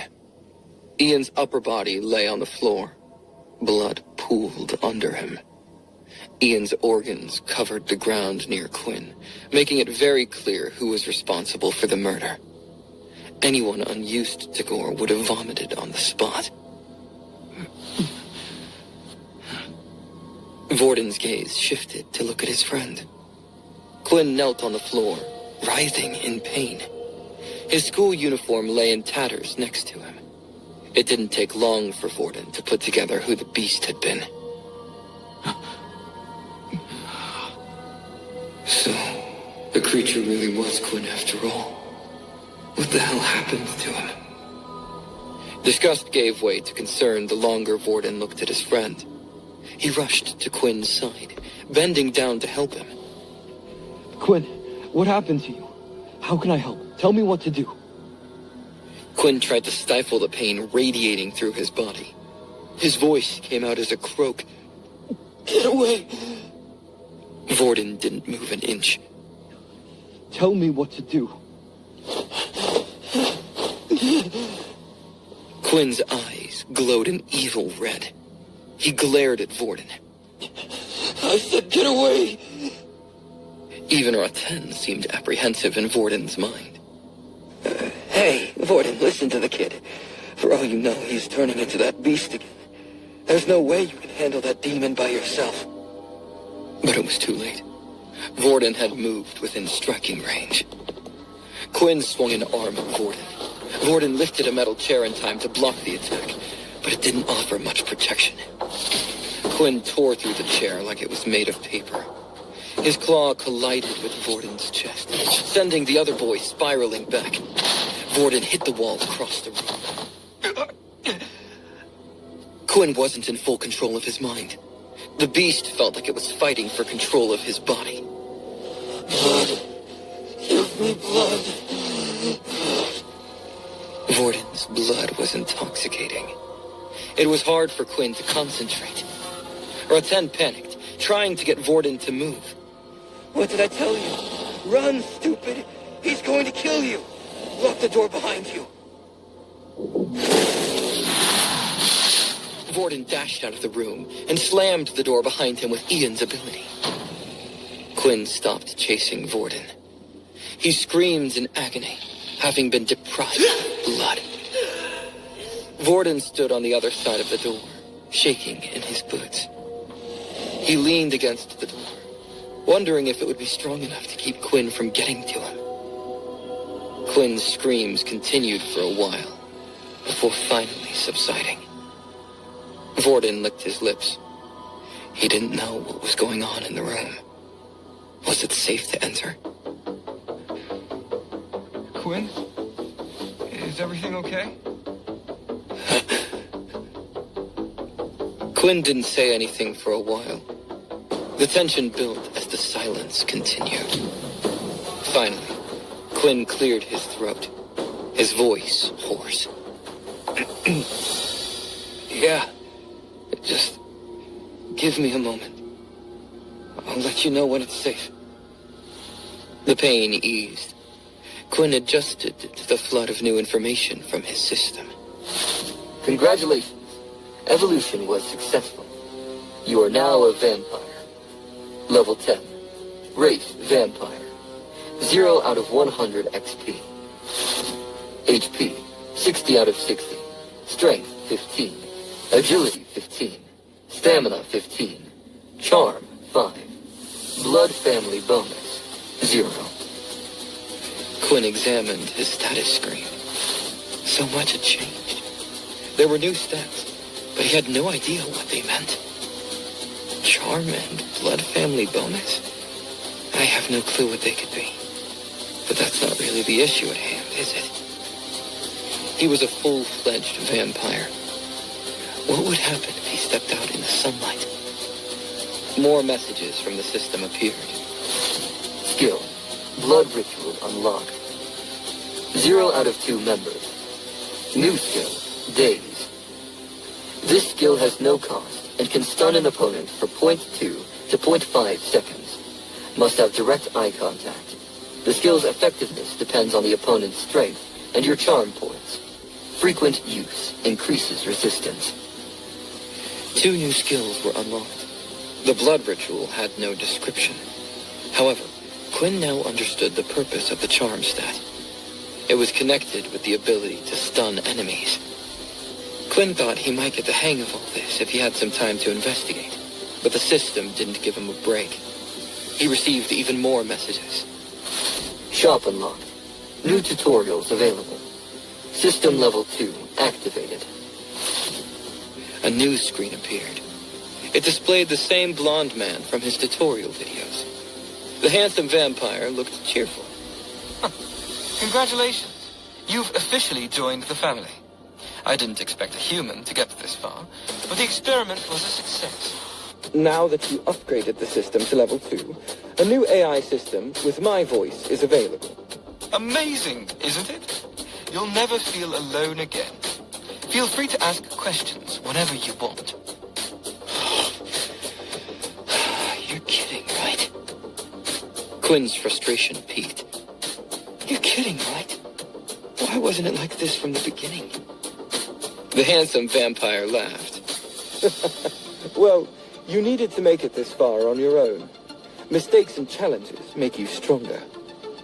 Quinn vowed to punch that man in the face if they ever met in person. The blonde vampire waved at Quinn, putting an end to their conversation. I can help with system questions, but not much else. Other vampires will come looking for you now that you're one of us. They blend into society, so you won't easily identify them. They'll help you live freely, get stronger, build your own forces, and fight back. Good luck.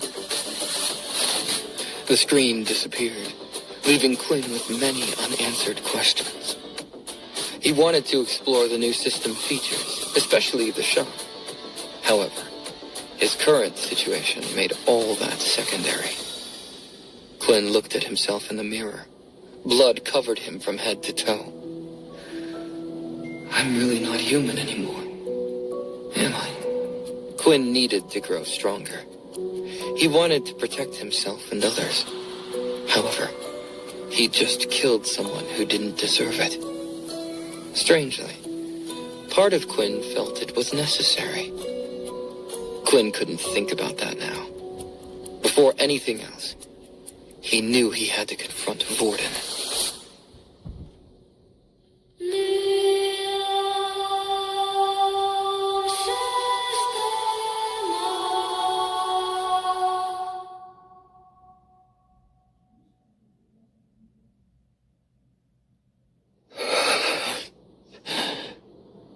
Vorden's heart sounded loud in his ears. He didn't know how long he stood outside that room, waiting for Quinn to come out. Could he even trust Quinn? Quinn had turned into a beast. Would he turn into a beast again? Not even the little one had been able to stop him. What could Vorden do on his own? Vorden hadn't heard Quinn say anything for a while. The silence was a relief compared to the earlier chaos. As time passed, the earlier rampage seemed distant. The longer the silence stretched, the calmer Vorden became. Maybe things could go back to normal if they could just get off of this world in one piece. Vorden leaned against the door, sliding down to the ground. Raten was nowhere near as calm. Vorden, what are you doing? That guy could come out here and eat you any second. Don't you have any common sense? Vorden sighed. If you wanted us dead, we'd already be dead. Quinn's attack was strong enough that my ability was useless against it. He knows that. If Quinn wanted to kill me, there's nothing I could do to stop him. Raten didn't find that thought very comforting. So, why the hell aren't we running as far away as possible? Vorden hit his head against the wall. He was so tired. Because what happens when you run from a predator? Vorden pictured a gazelle running from a lion, triggering its predator instinct. The lion leaped, fangs bared. Raten saw the image as clearly as if it was happening right in front of him. They shared a mind, after all. Alright, I get it. Stop showing me that crap. I don't like the idea of being on the menu. Vorden smiled without humor. Neither do I. So I'm going to believe in my friend. I don't think Quinn was in control of himself when we fought earlier. I have to believe that. I think he's back in the chair now. Raten understood the message very clearly. Vorden and Raten also shared a mind. Whoever sat on the chair controlled the body. Raten decided to wait and see how things played out. Quinn lifted himself from the ground in the other room.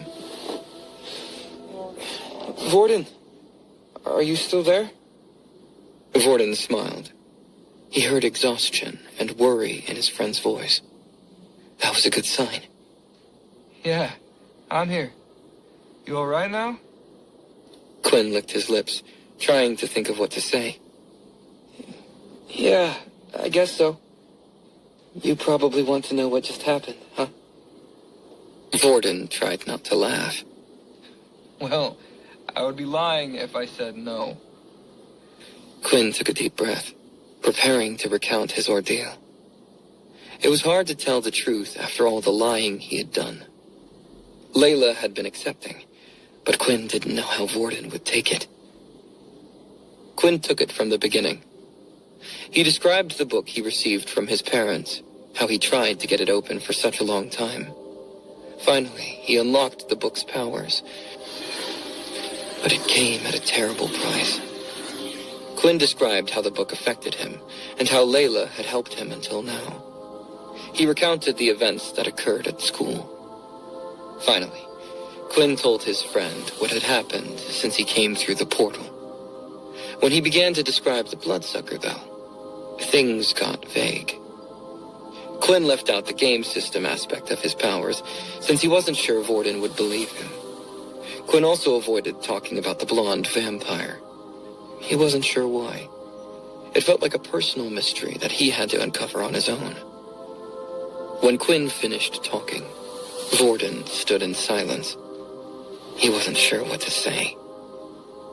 Vampires. Out of all the things I expected to hear, this was at the bottom of the list. Is he lying to me? Well, if he is, he came up with a detailed cover story. Besides, I saw the bite marks on Ian's neck. Those looked like what a vampire might leave behind. Vorden laughed, shaking his head. I knew you were different from the moment I met you. Quinn's eyes widened. What do you mean? Vorden leaned back against the door separating them.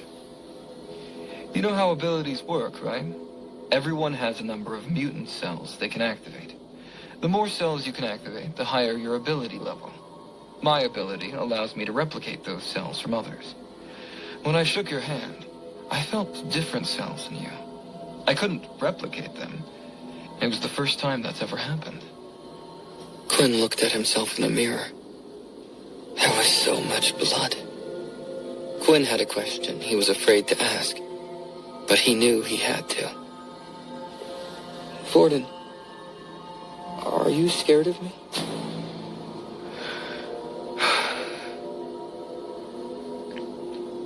Vorden surprised himself with the answer. No. Everyone has their secrets. I get why you hid it from me. The government, military, and the originals would all want to exploit you. Vorden got to his feet. He shoved the door open. Vorden looked at Quinn. His friend looked almost like a different person. Quinn had grown a few inches.